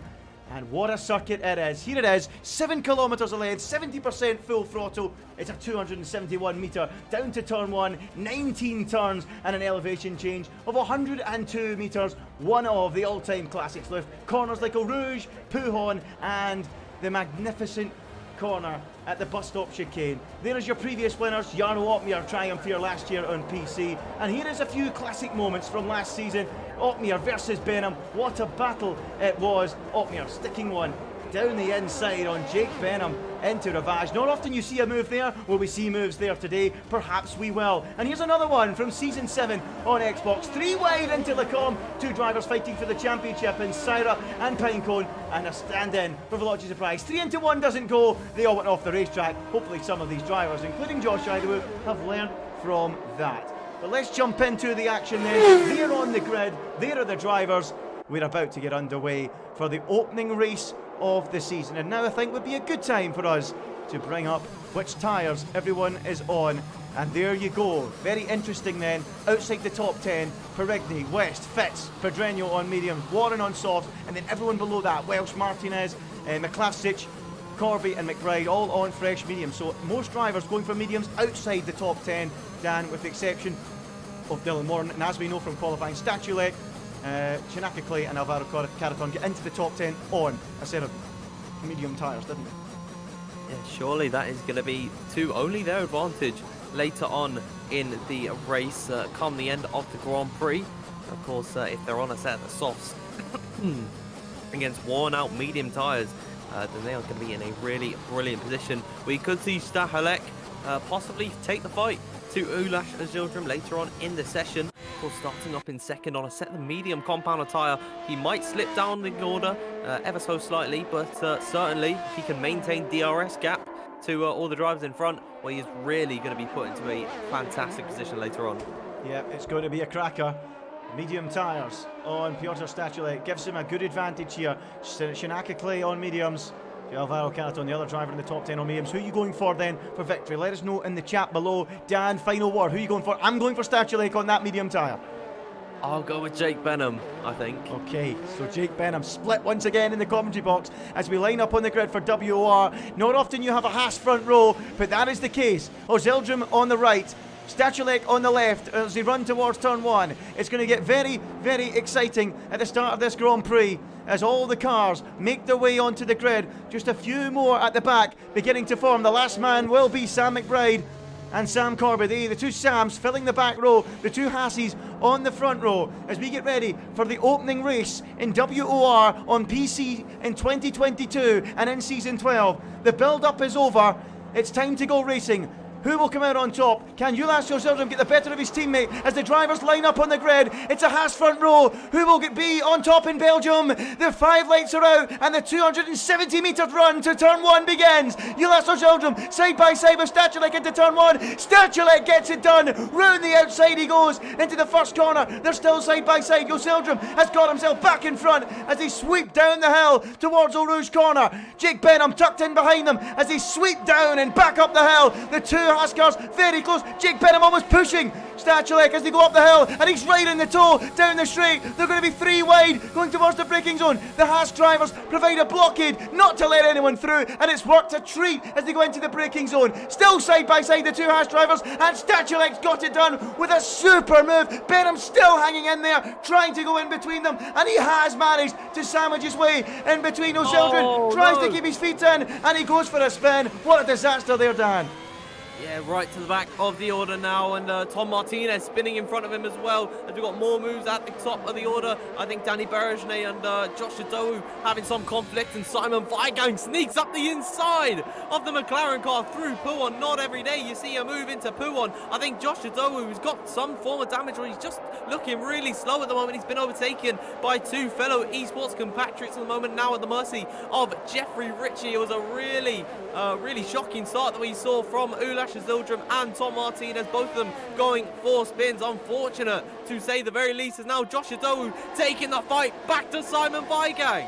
Oh, brilliant stuff here. Look at this. The two Alpines now side by side through Belgium on corner. Oh, that's incredible stuff. And Jeffrey Ritchie makes his way past one car. He's now going to try and go round the outside of Josh Adowu. That would be a super move. He's going to get squeezed out there. Oh, they touch wheels. And now Simon Weigang says, thank you very much. I'll come straight back through then. And that's exactly what he does. We've got a Haas car off in the background. I think that was Pedreño running wide as they all battle still like crazy on this opening lap. It has been sensational so far, the start of this Grand Prix. Simon Weigang back up to second, that battle with his teammate, but we need to go back to the front. Jake Benham is on the march, and here he comes behind Stachulek. He's up behind the Polish driver who defends to the inside. He's in serious trouble already. Benham trying to make the soft compound work. He's trying to pull alongside. They're banging wheels at 200 miles an hour, and Stachulek just about holds on. That was incredible. Now Benham's got the inside lane, and this time he'll get it done. Jake Benham snatches the lead away on lap 2 up at Le Combe. Sensational stuff, Dan.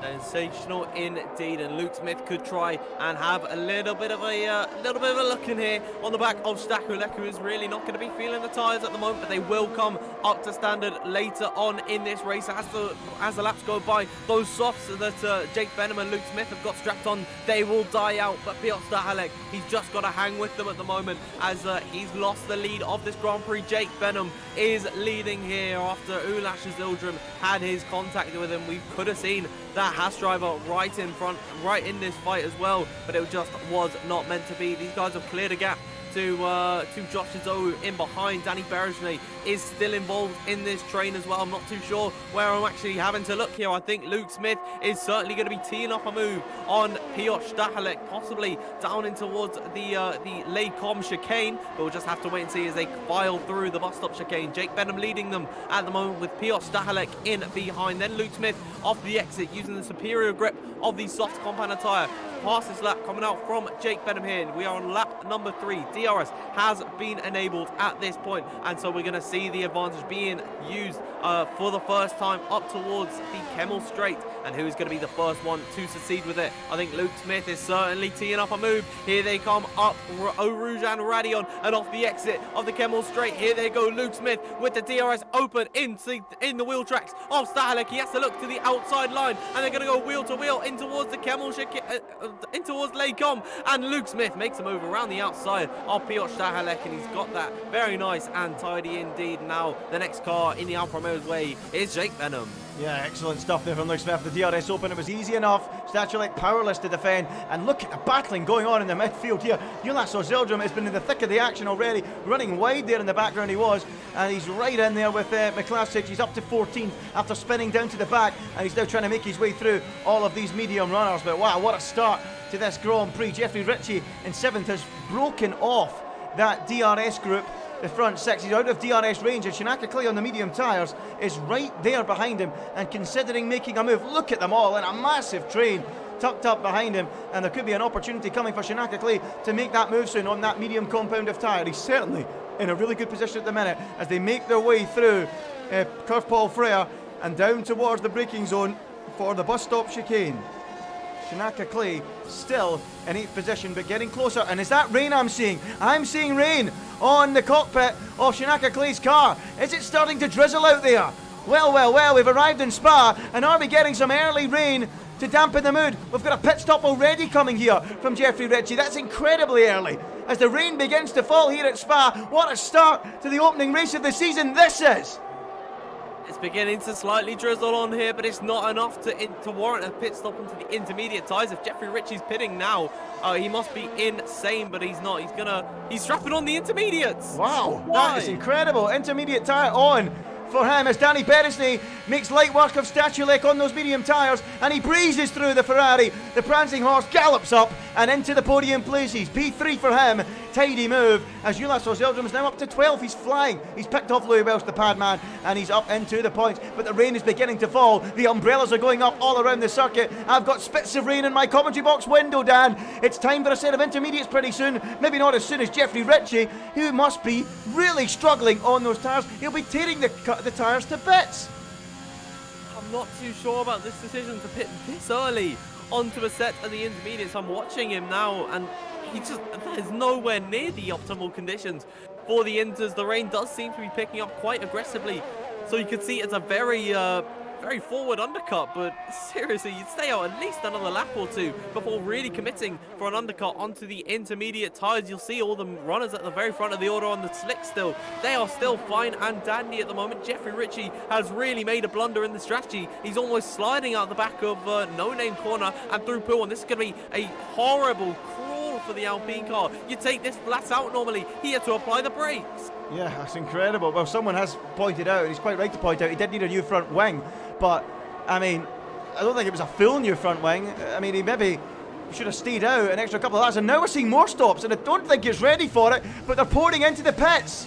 Well, maybe they know something we don't know, but in comes the likes of Caraton and Simon Peregni with a very early stop onto a set of intermediate tyres. This is incredible. Rolling the dice at the most opportunistic moment possible. I've never seen anything like it. Peregni and Caraton in. They've got much more experience on the Formula 1 game than I do, but they're straight in and strapping on a set of Inters. That is incredible. And that is a big shock. Let's see how their lap times compare as Shinaka Clay passes Simon Weigang down the straight.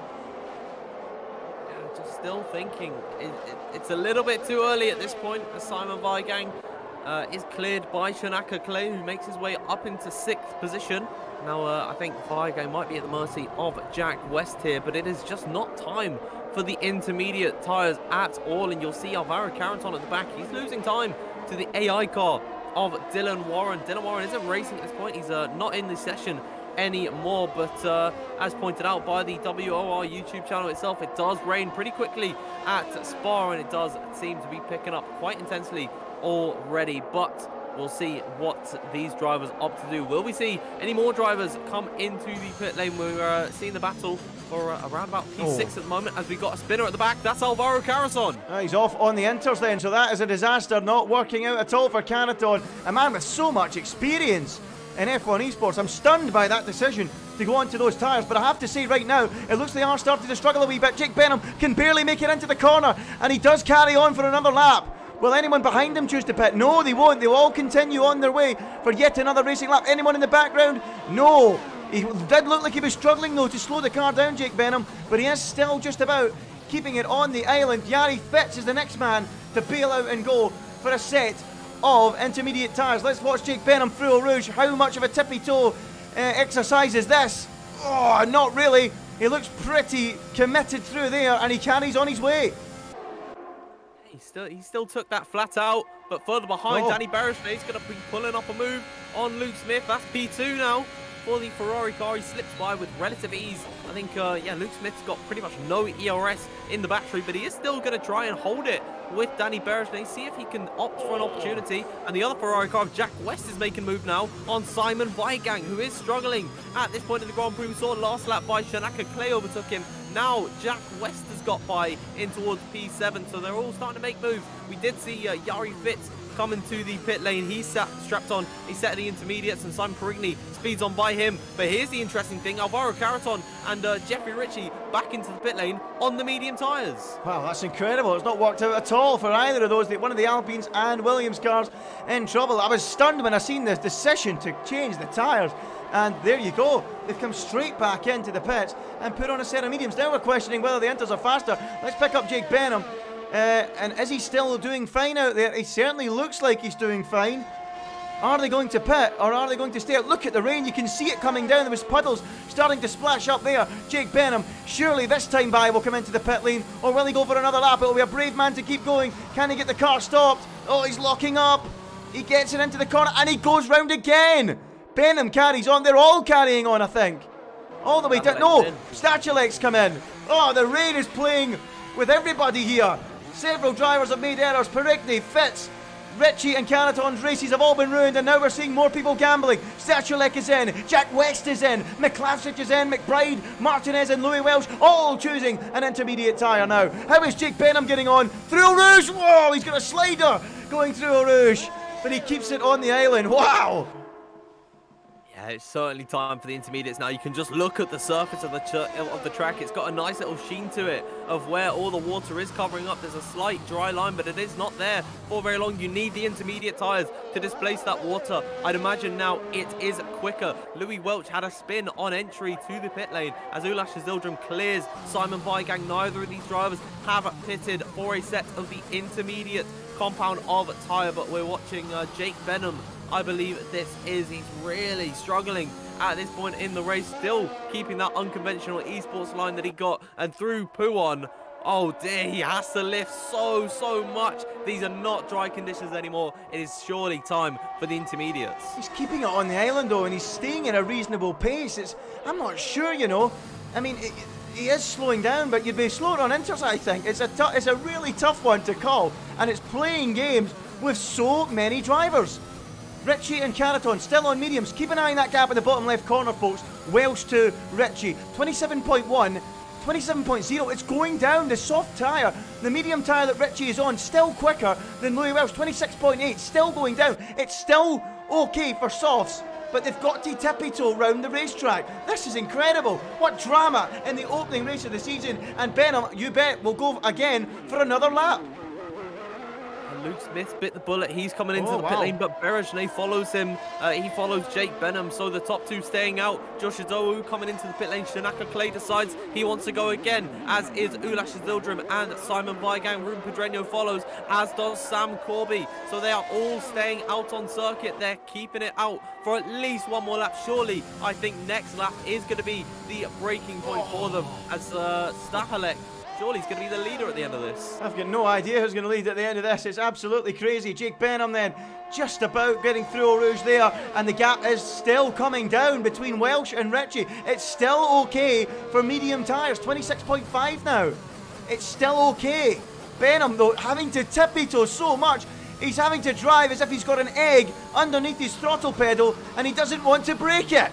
He's having to drive so slowly in these treacherous conditions, but it is still the optimum tyre to be on. Still, Jeffrey Ritchie is around 26.4. That gap's still not going any lower. He's still staying where it is. It's still okay to be on the dry tyres, despite the fact the track looks absolutely saturated. We can barely see the racetrack now on some of these camera shots, but Jake Benham is making it work on the soft tyres. The track is absolutely soaking, and still he's keeping it on the island and remains in the lead of this Grand Prix. I can't believe it, Dan. How are these soft tyres still gripping up? No clue whatsoever. I'm actually watching Jack West and Josh Adowu.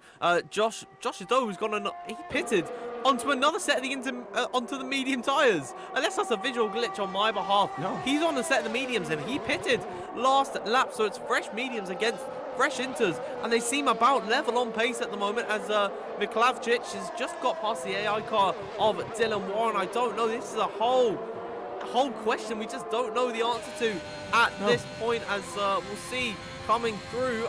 Neither of the two leaders coming to the pit lane. What about Shanaka Clay staying out? Simon Weigang, Ulash Zildrum coming into the pits. Oh, chops across the front wing of Pedreño. I think he's just about avoided damage there, but he's decided to call it quits on a set of the slicks at lap number 9. It's all heating up here. Well, this is incredible. Now I knew something from a few games ago. I don't know if it still exists in the game. Maybe someone with a bit more knowledge than me in the chat can tell me, but I knew in damp conditions a few years ago on previous Formula 1 games, if you were on dry tyres, you were better to be on a harder compound than a softer compound. Now Ruben Pedreño is on the mediums. He was passing or trying to pass Ulas Ozildrum. Let's see if he can catch up to Simon Weigang and prove that the medium tyre is the one to be on. On previous games when the track was damp, the medium was always the one to be on. I'm not too sure if that's still the case, but I suppose it might just be because the softs are wearing out. What tyre will Benham, Beresney and Weigang go when those softs wear out? It's going to be very interesting. Is Pedreño going to lead this race on the mediums pretty soon? No clue. What on Clay as well. Shanaka Clay is also on the mediums and he's running very well. This is right up in the air. Half the field on intermediates, half the field on mediums, and a few drivers on softs. This is absolutely wild in the opening race of the season. I don't know who to follow, but at the minute, Shanaka Clay is in third position behind the two race leaders, and here they are, Jake Benham and Danny Beresney, slipping and sliding their way round the racetrack on what is quite clearly on your screens a damp circuit, but they're on dry tyres, and Beresney is beginning to catch Benham. See if this is the time that Jake Benham decides enough is enough. The race leader, he's led it since the beginning of the race. He has to take such care through the bus stop chicane, but he stays out once again, as has Danny Beresney. So the two leaders still out on circuit. If I'm not mistaken, DRS is still enabled here, so if you're within a second of the car in front, you are going to get that benefit, and that sort of is an indicator of when the tyres, of when it is wet weather conditions, as Simon Weigang comes into the pit lane. Now this will be interesting. The softs would have been wearing out, so he would have been coming in around now anyway. So is it going to be for a set of inters, or is it going to be for a set of the medium tyre? That looks like yellow wall medium tyres to me, and Weigang believes this rain ain't going to get any worse, so I'm just going to gamble and stick a fresh set of the medium compound tyre on, and that's what he does as Beresney gets within a second of Benham.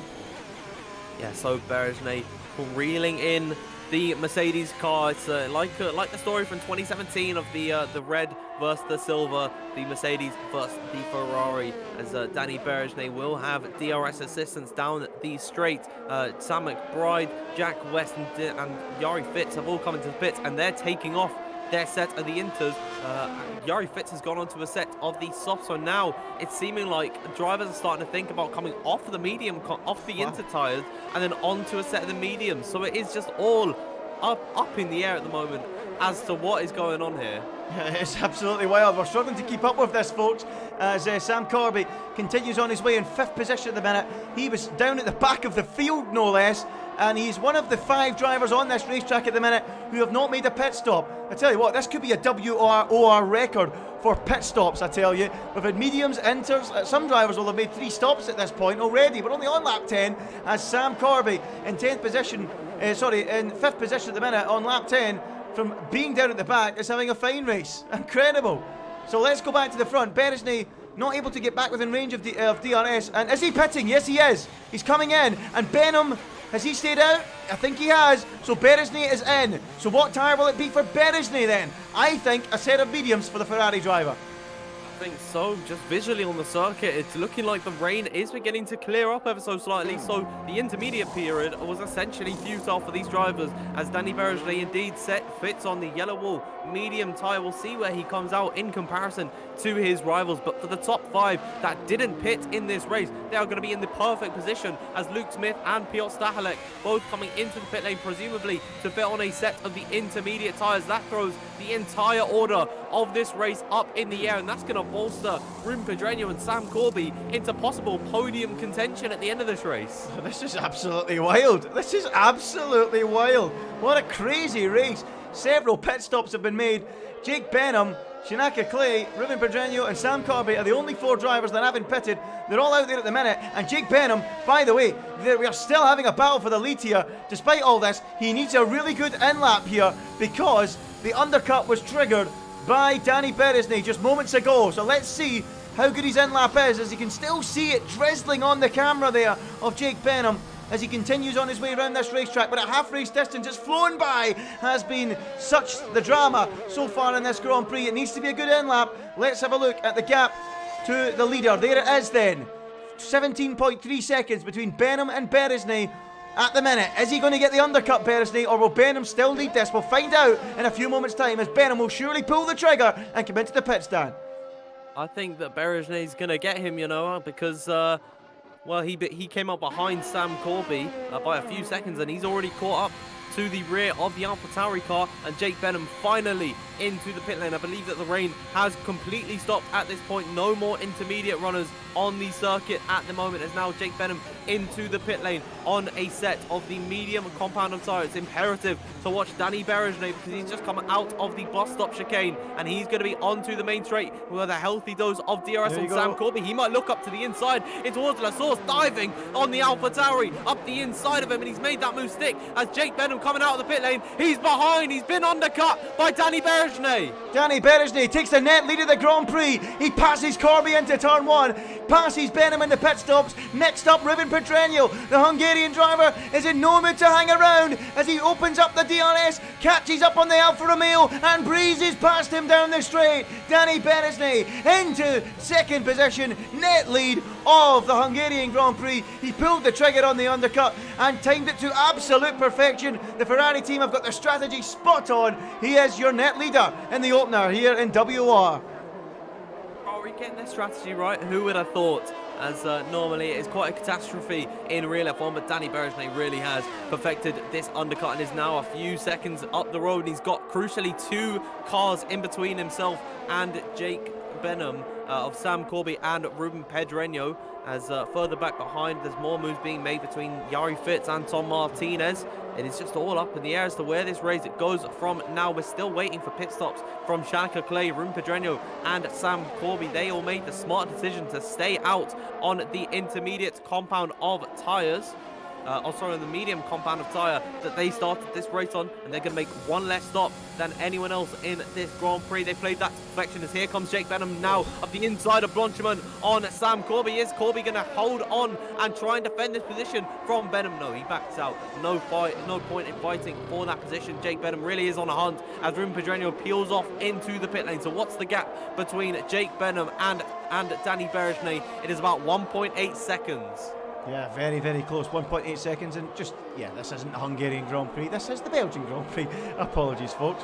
But Jake Benham on lap 13 then moves within range of Danny Beresney. 1.5 seconds, the gap between them then. Shanaka Clay just in front of that. He's still to make a stop at this stage of the Grand Prix. Will he be able to reel them in towards the end when he goes on to a set of soft tyres? Is that the end of the rain? It certainly looks that way. It's brightening up now by the looks of it as Benham continues to catch up to Beresnay. He's got 1 lap fresher tyres on the man in front. Can he get within DRS range? That has got to be his target if he wants to have a chance of winning this race. Wow, what a Grand Prix we've had. And I think that gives us the opportunity to look at the number of pit stops we had. How do we do that? There we go, look at this. Only on lap 13. Several drivers have pitted twice. Some haven't pitted at all, and some have pitted once. It's been crazy. All those drivers on 2 stops have all made a mistake and gone to intermediate tyres when they shouldn't have. And it's cost them all dear, hasn't it? As Tom Martinez in P14 has made a move on Jari Fitz, and as the rear slides on him, he just about stays in front, but Jari Fitz is right behind him, and this is going to get very, very interesting here. Down into the Ravages, Fitz going to go up the inside. No, he's not close enough, and he stays where he is. So Tom Martinez moves up into 14th place. Jari Fitz, though, keen to try and get that place back as Jake Benham gets within DRS range of Danny Beresnay, and that is crucial as well.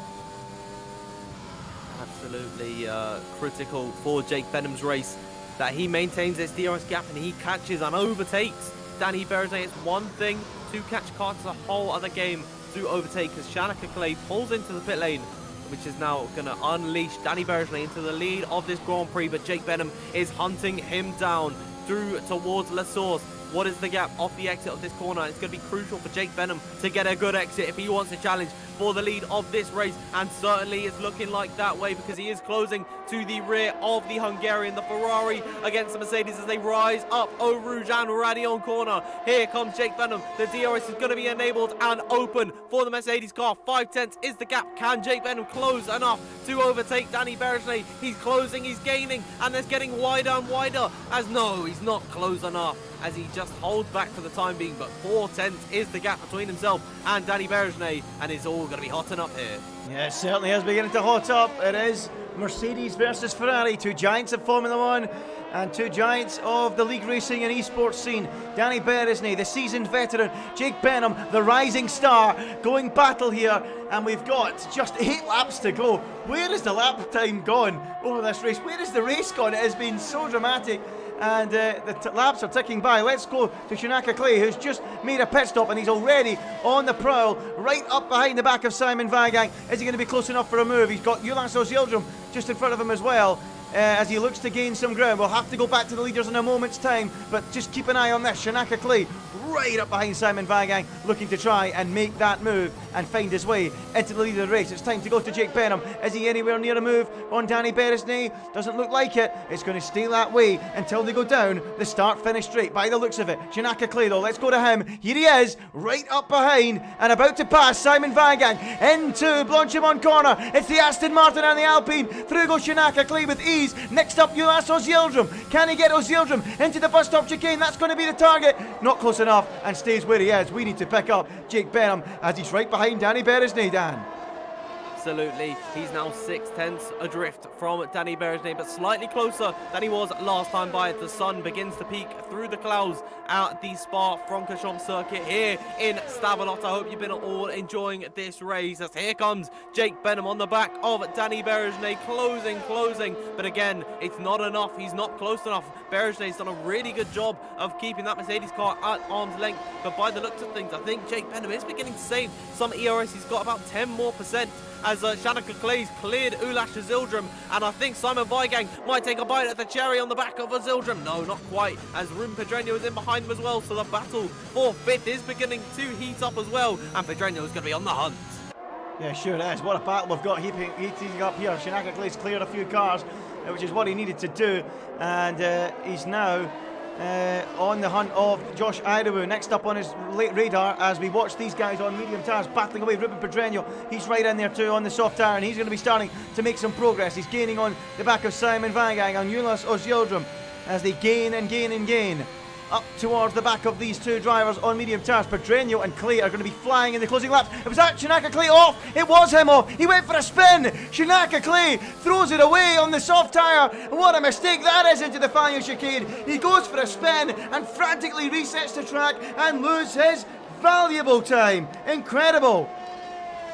It was on a silver platter for Shanaka, really on a fresh set of the soft tyres, and it's all gone out of the window. And now the other soft runner of Ruben Pedreño is looking to make a move on Simon Vigang up towards the bus stop chicane. He goes down the inside. There he goes, making the move on Vigang. And I think Ulash Azildrim is going to be next up on his hit list. And I imagine he's going to want to stay behind for the time being. But finally, I think Jake Benham is closing to the rear of Danny Berejnay, because up towards the Kemmel Straight, he's now 4/10 back from the Hungarian driver and closing on the main straight here, but he's not using any ERS, and that is going to be crucial. I think he's hanging back because he wants to get it right at the death of it. He's gone around the outside.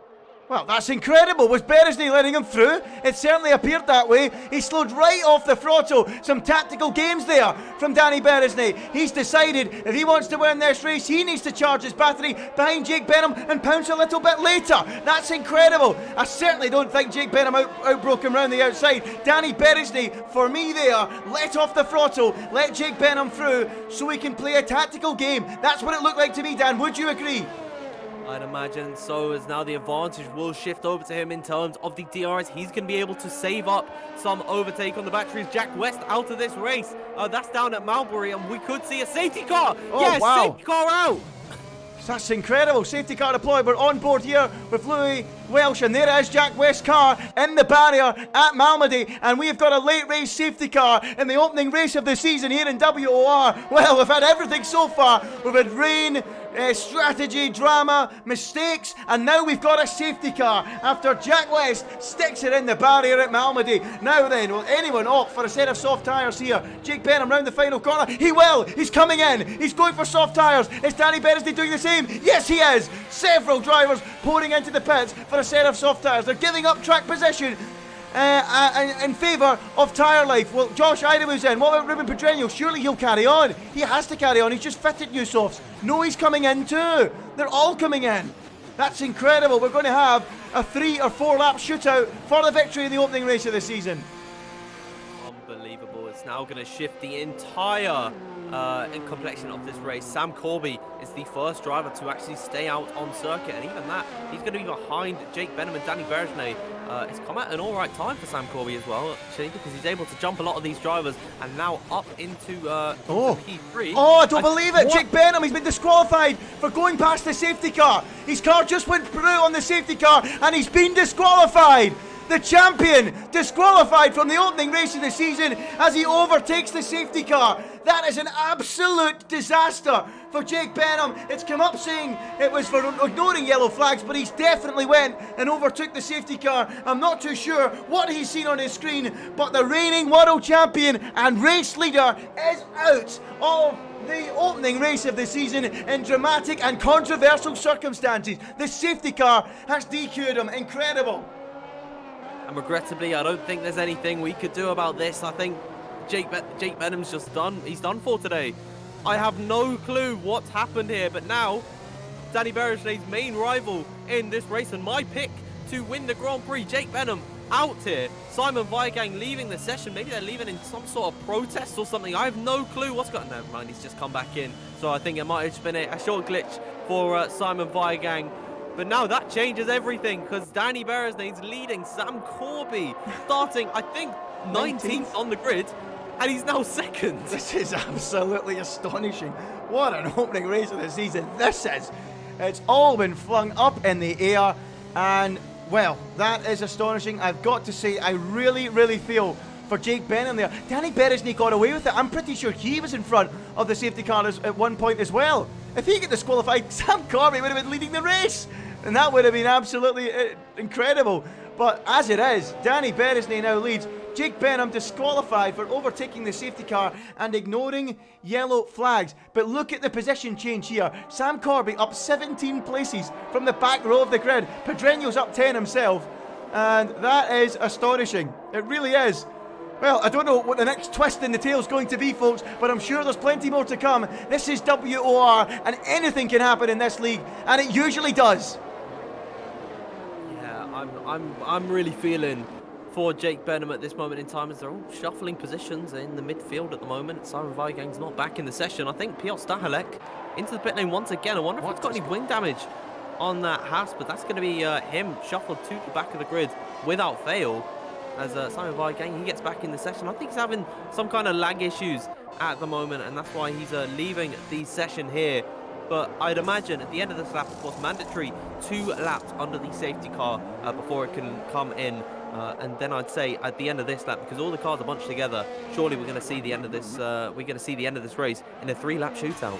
Oh, that is incredible. Piotr Stachulek came in there, fitted new softs, did not need a new wing. So that's an interesting one from him.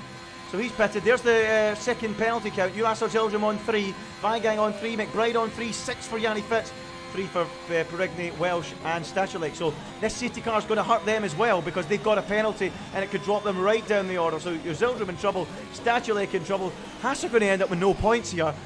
Don't forget, folks, I know this seems like a long time ago now, given the race we've had, but they locked out the front row at the start of this Grand Prix, did the 2 Haas cars. Well, Günther Steiner better stick a couple of pennies in that swear jar box, because I think there'll be plenty of swearing tonight. It's not going to plan for them. They are going to get nothing from this thing stand, as Danny Beresney leads the train at the minute. What is going on in this Grand Prix? What is going on? This has been wild, Dan. Yeah, what an opening race. We've had rain, where everyone just got baited on the strategy. We've now got interesting late safety cars caused by the Ferrari of Jack West, and then Jake Benham now getting disqualified. And we're going to have 3 laps to decide, or sorry, I think it's actually 4 laps to decide who is going to win this race, as normally at the second sector split at the bottom of Stabilo, that is when we're going to see the safety car coming from race control. And if not, it's going to stay out for another lap here. But that means if it does come in at this point, then Danny Beresney, it's going to be his discretion as to when and where they start. He's also got to let the safety car get away. And there we go. We've got the message from race control. We're going to restart this race on lap number 19 of 22. So we will have 4 laps of racing to decide the winner of the opening race of the WR season. And now Josh Idawoo's got a 5-second penalty for running into the back. And now Shanaka Clay's got one for running into the back of Luke Smith. Oh, this is going. And Yanni Fitz too. This is incredible. Well, Danny Beresney's really backing them up. And has that been a factor in it? Not too sure, but several drivers have been hit with penalties. Will they get them removed at the end of this race? We'll have to wait and see. This is going to be a busy night in the stewards room, that's for sure, as Danny Beresney drops the ball, begins to go racing away, and we'll have 4 laps of racing to decide the winner of the opening race of 2022 on PC and WR. And Beresney's a little bit wide, and Corby fancies his chances, but even he's not got the exit he's looking for, and he's under big pressure from both Idawoo and Pedreño. They're all over the back of him into turn 1.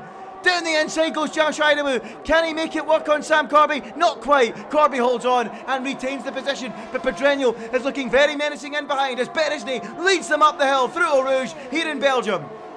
Dream restart for Danny Beresney in Belgium, and I think Sam Corby's troubles, he might not be over here, because here comes Josh Idawoo down the main straight, but I think Sam Corby could try and have a look in on Danny Beresney. Is in towards Lecom. Who's going to bite Bullet? Who's going to go up the inside? Josh Idawoo tried to look for a move, wasn't quite there, as it all remains 1, 2 and 3 for those drivers, and through Malmarie corner now they still remain as they are, as Ulash's Zildjian losing a number of positions. Shanaka Glaze on the grass up the inside of Simon Weigang. Oh, I missed that one. Oh, we're now on board with it now. That's incredible. Shanaka Clay down the inside on Weigang. It's getting pretty racy, pretty scrappy out there, because we've only got 4 laps of racing to go. Look at them all streaming down into the Pouhon corner. Clay just about holding on as Luke Smith is right up behind Simon Weigang, almost pushing him through the corner. They're going to go side by side into the braking zone. Not quite close enough to make it stick, and he stays where he is. Meanwhile, Ruben Pedreño further up the road is right on the back of Josh Idawoo, but this is the battle to watch. 5 cars all together in a line, fighting over 5th, 6th, 7th, 8th and 9th. What a battle that is. But we need to go to Ruben Pedreño in 3rd position, looking very close behind Josh Idawoo. And is he going to now make that move and get into the podium places? He's right behind him. Let's have a look and see as he get ever closer to the braking zone. Sam Corby could win this race from 19th on the grid. What a story that would be, as he finds himself tucked up behind Danny Beresney. Into the final corner we go. Pedreño not quite close enough for a move. Look at this. McLavchich is wheel to wheel with Luke Smith as they run towards the first corner. Luke Smith squeezes them towards the pit wall, and into the first corner they go. McLavchich looks like he's got it done, but there's a story brewing up at the front, and it's that of Sam Corby, 19th on the grid in the Alpha Tauri, now hunting down Danny Beresney on lap 20 out of 22 on the final few laps in the opening race of the season. Corby gaining on Beresney, but he won't get there quickly enough. No, he's playing the strategical game here. He's going to wait until the very last opportunity to go for a move on Danny Berejnez, as Barry's glitching at the rear. I don't know why Codemasters still haven't fixed it after about 4 years of it being there. But the top four really looking to be the most contestable at the moment between Berejnez, Corby, Idowu and Pedreño. There's about a 1.1 second deficit between Shanaka Clay and Ruben Pedreño at the moment, so it seems to be the top four fighting for the win, and Pedreño is closing to the rear of Josh Idowu. But I think through the bus stop, through the Fania chicane here, neither of these drivers are going to be able to make a move, but possibly through Blanchemont is where we're going to see some opportunists make some moves, as here comes Ruben Pedreño, possibly off the exit of Paul Frere, now closing to the rear of the McLaren car. We're heading up towards lap 21 of 22, but I don't think anyone is going to look for a move yet, because they're going to be waiting for the final opportunity. Yeah, that's exactly what they're going to be doing. Can Sam Corby make a move on Danny Berejnez and win this race? That would be an incredible story here in WOR. It's been a fantastic opening race to season 12. If you're new to the channel, as the WOR guys have just said in the chat, like, subscribe and tune in every single week, because we'll be here to bring you some unstoppable drama, some incredible drama, week after week after week.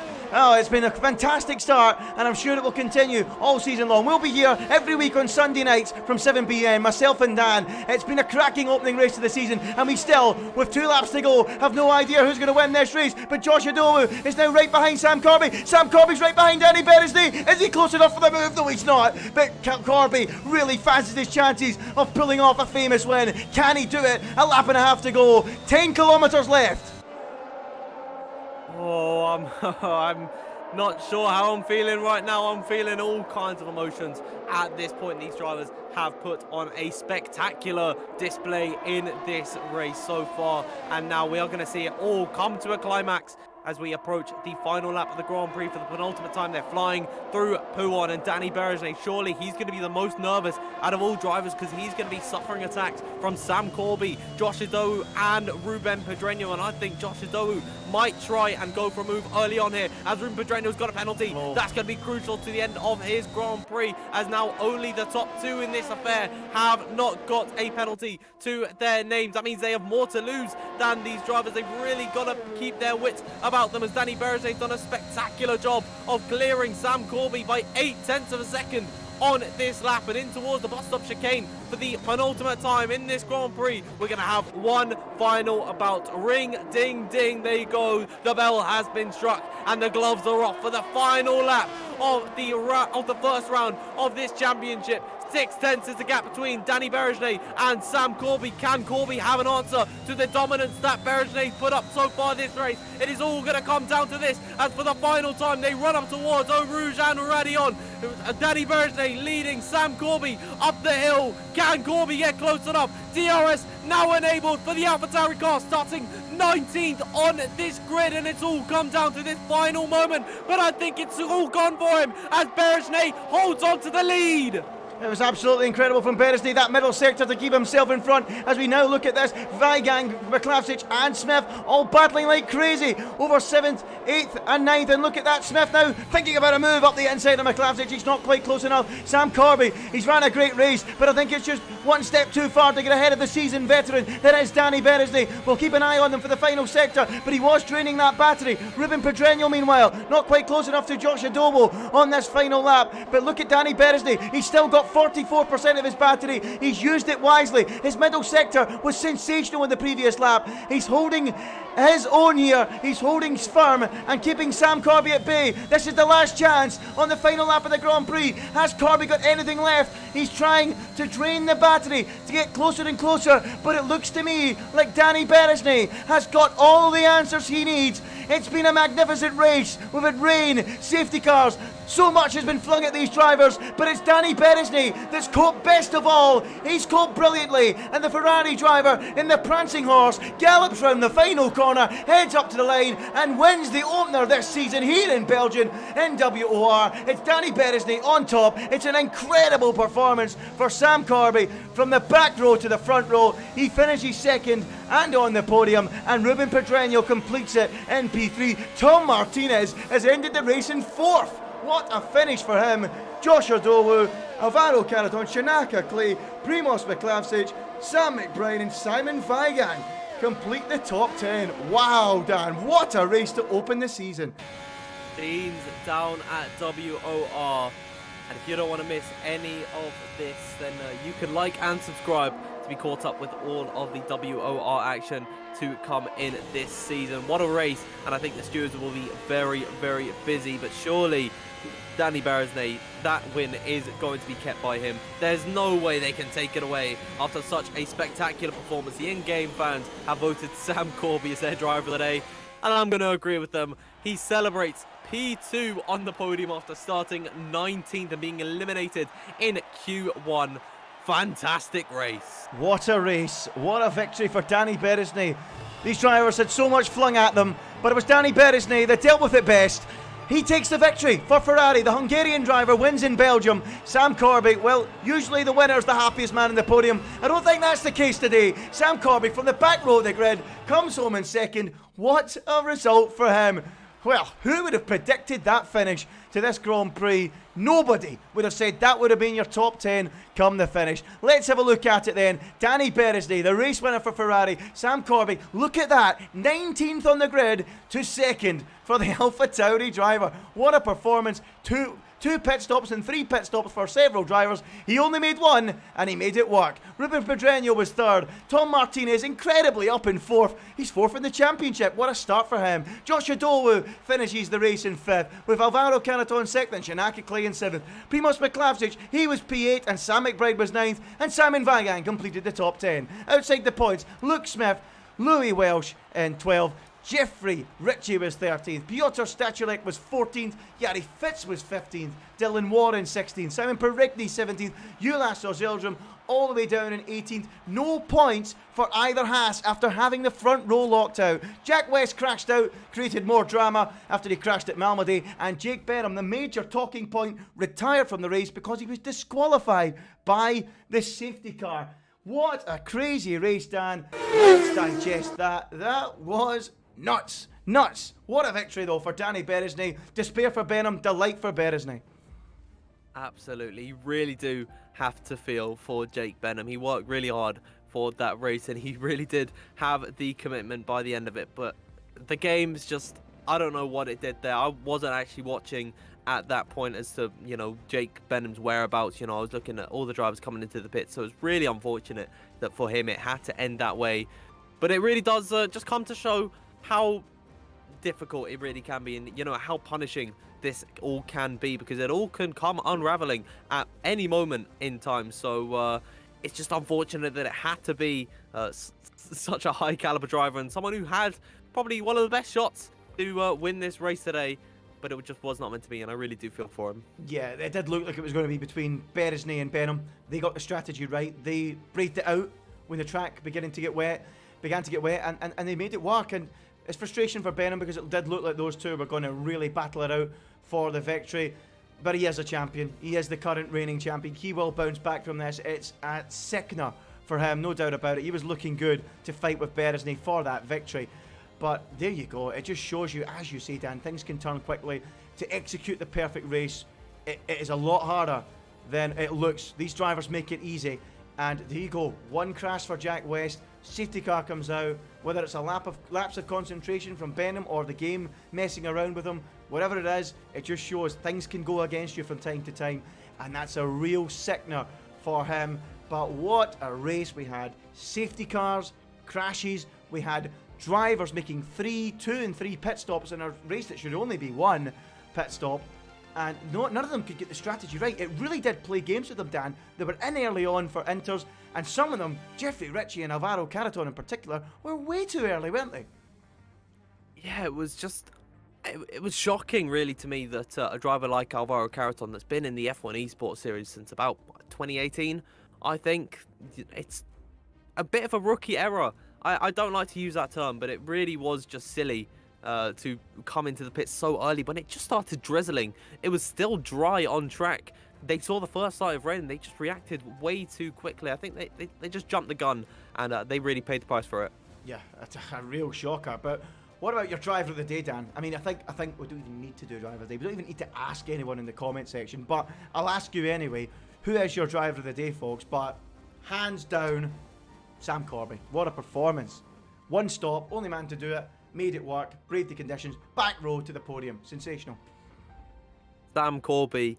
I've been saying, I even made a tweet about it earlier today that he's a star tomorrow, and whilst he denies that's true, he really did put on an impressive performance today. And even though the safety car was, yes, lucky, and of course the strategy was lucky, you know, luck does always play a part into it. So I really do think that Sam Corby, he's ought to be happy with how it went, because he had to fend off Josh Adowu, who is an esports pole sitter. You know, he was in the top 10 in qualifying about all but one time in the esports season, so it was no easy task for Sam Corby to be in that position, but he made it work and he took second position.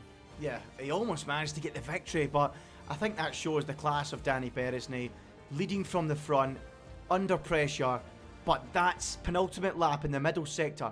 What a middle sector it was, to get that gap out to 7 or 8 tenths and just stretch his legs a bit and have Sam Corby clinging on. It was clinical, decisive, race-winning moment from Danny Beresney. It just showed his class. It oozed class, didn't it? Oh yeah, 100%. You know, it was a really hard-fought victory, and he had pressure from all sorts of drivers, and he managed to cope that pressure. As you said, he coped brilliantly throughout the entire race, and he came out on top. So I'm really pleased to see that he took that result, and I hope that he can convert that later on in the season as well. Yeah, and what about Ruben Pedreño? A fine effort from him to get onto the podium too. He was outside the top 10 as well, battled through. Another man that got the strategy right, moved on to the, started on the mediums, then moved across onto the softs, and he was another beneficiary onto the podium. And Tom Martinez, I don't know where to look. There's so many stories coming from this Grand Prix, but what about Tom Martinez? Winner last season in Canada, well documented, spoke about many times. We spoke in qualifying that he's a proven league racer as well. He must have one of the biggest smiles on his face, maybe even a bigger smile than Sam Corby. What a result for him, known predominantly as a content creator, smashing it up in Tier 1 and WOR. 4th place, just missing out in the Champagne. He'll be gutted about that, Dan, but still stealing the show with another great performance. Yeah, I do think that there are going to be some post-race penalties to get removed, because I know that Josh Adowu, he got 5 seconds under the safety car. I think that on Twitter, actually, they've confirmed that Josh has taken P3 at the end of it, and okay. he was very impressive by the end of it as well. So you really do have to give all credit to him as well. And it just sets up a really nice championship. I can't wait. I know, it's going to be epic. And you know what? I can't wait to speak to Sam Corby either. He's waiting for interview. Let's get him in here then. Sam Corby will be absolutely delighted. Let's see if we can drag him in and bring him into the commentary box, because he has been excellent, has Sam Corby. Let's see if we can drag him in. How do we do it? Come on, Sam, get in here. Let's bring him in. There he is, Sam Corby, into the commentary box for interview. And I've got to say, Sam, let's be serious here. At the start of that race on 19th in the grid, did you think you'd be speaking to me and Dan? Yeah, as you can probably guess, definitely not. It was absolutely mental. I mean, as you could probably tell by where I qualified, I was really struggling around this track with some of the curbs and stuff. But yeah, wow, I don't know where to start, but it all pretty much played out perfectly. Well, let's start with the rain then. When it all started to rain, you kept your cool. I believe you might have been the only man in that Grand Prix that did a 1 stop. We had 3 stops, 2 stops, potentially the most pit stops I've ever seen in a WOR race. It was absolute bedlam. It was causing all sorts of confusion. And, with seasoned esports drivers, we had Alvaro Caraton falling foul to it in the pits almost immediately. So what was your reading of it? What was the weather telling you? What was the game telling you early on in the Grand Prix? Well, honestly, I mean, it was just the one block of the wet weather, which, from this game, it could be absolutely, pouring it down, or it could be very little. But yeah, honestly, I probably would have pit if my teammate didn't. I was going to probably pit on that same lap. So in a way, he kind of saved me. But yeah, from that point onwards, I thought there's no point in pitting because I'm just going to fall back behind everyone. And you know, the pace in the sort of changeable conditions was fairly good because I managed to catch up to a few of the cars in front. And yeah, the more and more laps I did, the more I thought, you know, this is coming back to me. And the people that are pit obviously going to have to do 2 stops and lose, you know, 40 seconds. So as long as it didn't drop off that much, then yeah, it would have worked out well. But I think the only thing that could have probably gone better is if I pit 1 lap later onto the softs at the end and caught the safety car. But even then, obviously I still had the freshest tyres, so it worked out pretty well. Yeah, it worked out brilliantly. A podium, second place, second in the championship. What a start that is. I mean, what about, you know, the closing laps then? The safety car came out, Jack West crashed up at Malmedy. And then did you think there was a serious chance you could have won that race? Because there was a few times where you were threatening a move into Le Combe behind Danny Beresney, and it looked like we could be on for one of the biggest shocks of all from the back of the grid, but it just couldn't quite work out. It looked like Beresney showed a little bit of class in that penultimate lap to pull clear in that middle sector, just to make it difficult for you to get within range. Yeah, exactly that. I mean, I didn't know, you know, I've never raced these top guys before, so I didn't know how it was going to play out after the safety car came in, but I noticed the first few laps I managed to stay with quite well. And I think that probably meant he was saving back a lot of his battery. But as it is with Belgium, and you know, from the esports races and whatnot and other leagues, there's a lot of games that could be played in the last few laps, and I didn't know whether those games were going to be played and how to sort of you know, how to approach that. So I didn't know whether he was going to back up at turn 1 and let me go, or, you know, he was going to just gun it straight away. So yeah, he pushed towards the end of the second to last lap, which pulled the gap, but he could have quite easily not and tried to let me through. So I was trying to judge it, but yeah, he played it perfectly, so there wasn't much I could really do. But yeah, I managed to keep Josh behind, obviously, as well, so that's one positive. But yeah, it's always slightly annoying that you can't make a run for the lead. Obviously, it's always what you want to do, but yeah, can't be too disappointed. No, you can't be disappointed at all, and I suppose that just comes with a bit of experience then. You know, these top esports drivers, they all know how to play the tricks. We've seen Jarno Opmeer try it in esports last season. We've seen Nicholas Longley try it and not come off for him in USA in esports last season. But yeah, there's all kind of sorts of tricks, and I suppose that just comes with experience racing against these top drivers at the front. But what about the safety car when they were coming in? Lots of drivers picked up penalties when Danny was back in the field up. What was your view of that? Was it slightly surprising the way it was done, or was it some drivers behind just not taking enough care? Yeah, honestly, it was slightly confusing. I mean, he backed off very, very early, which, you know, is where most people got the penalties. But then he seemed to go, and then at the final chicane, seemed to sort of check up and then go a second time, which I thought was a little bit strange, I'm not going to lie. I mean, I'll have a look back at it and see, but yeah, that definitely caught me off guard slightly. I'm not sure why it was played like that, but yeah, I think that's the reason people got penalties. I mean, obviously Josh behind, he got one for contact with me, I think, which was when I was trying to avoid the back of Danny, so it gets a bit close on these restarts, but I think it was, you know, everyone got away with it just about in the end. Yeah, well, it was absolutely incredible. What a race. And I'm sure, Dan, you'll have a few questions for Sam, because I think you're absolutely delighted to see him up on this podium. So Dan, if you get any questions, fire away. You answered most of my questions, but first of all, hi Sam. Hi Dan, you alright? Yeah, I mean, I'm great. I'm also a little bit shocked because I won't lie, I wasn't expecting to see you in here after me neither. P19, but from this podium you've got P2. Surely next week it's going to be P1.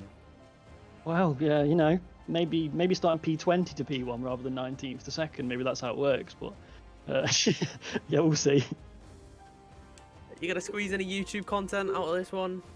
Oh, yeah, I think we might have to. I mean, well, to start with, it wasn't looking very good from trailing around at the back, but yeah, nice little bit of rain and brings the spice out of it. So yeah, definitely will be. I'm excited to watch that one, but I don't really have any other questions for you. Really happy to see you in our interview room. I hope we can see you again later on in the season. I hope so too. Thank you. Congratulations on that podium. You have been awarded, by the way, the driver of the day from us too in the commentary box, and I think most people in the comment section agree with that one. You kept your nerve, you kept it cool under the various conditions that were thrown at you, so congratulations on that podium. And as Dan says, hopefully we'll see you back in amongst the podium again. And who knows, maybe even a victory next week, as you say. But yeah, fantastic. Great job. Well done on the podium. And you are the driver of the day. So, folks. Thanks very much, guys. Yeah, I'll see you later. So that wraps it up then, folks.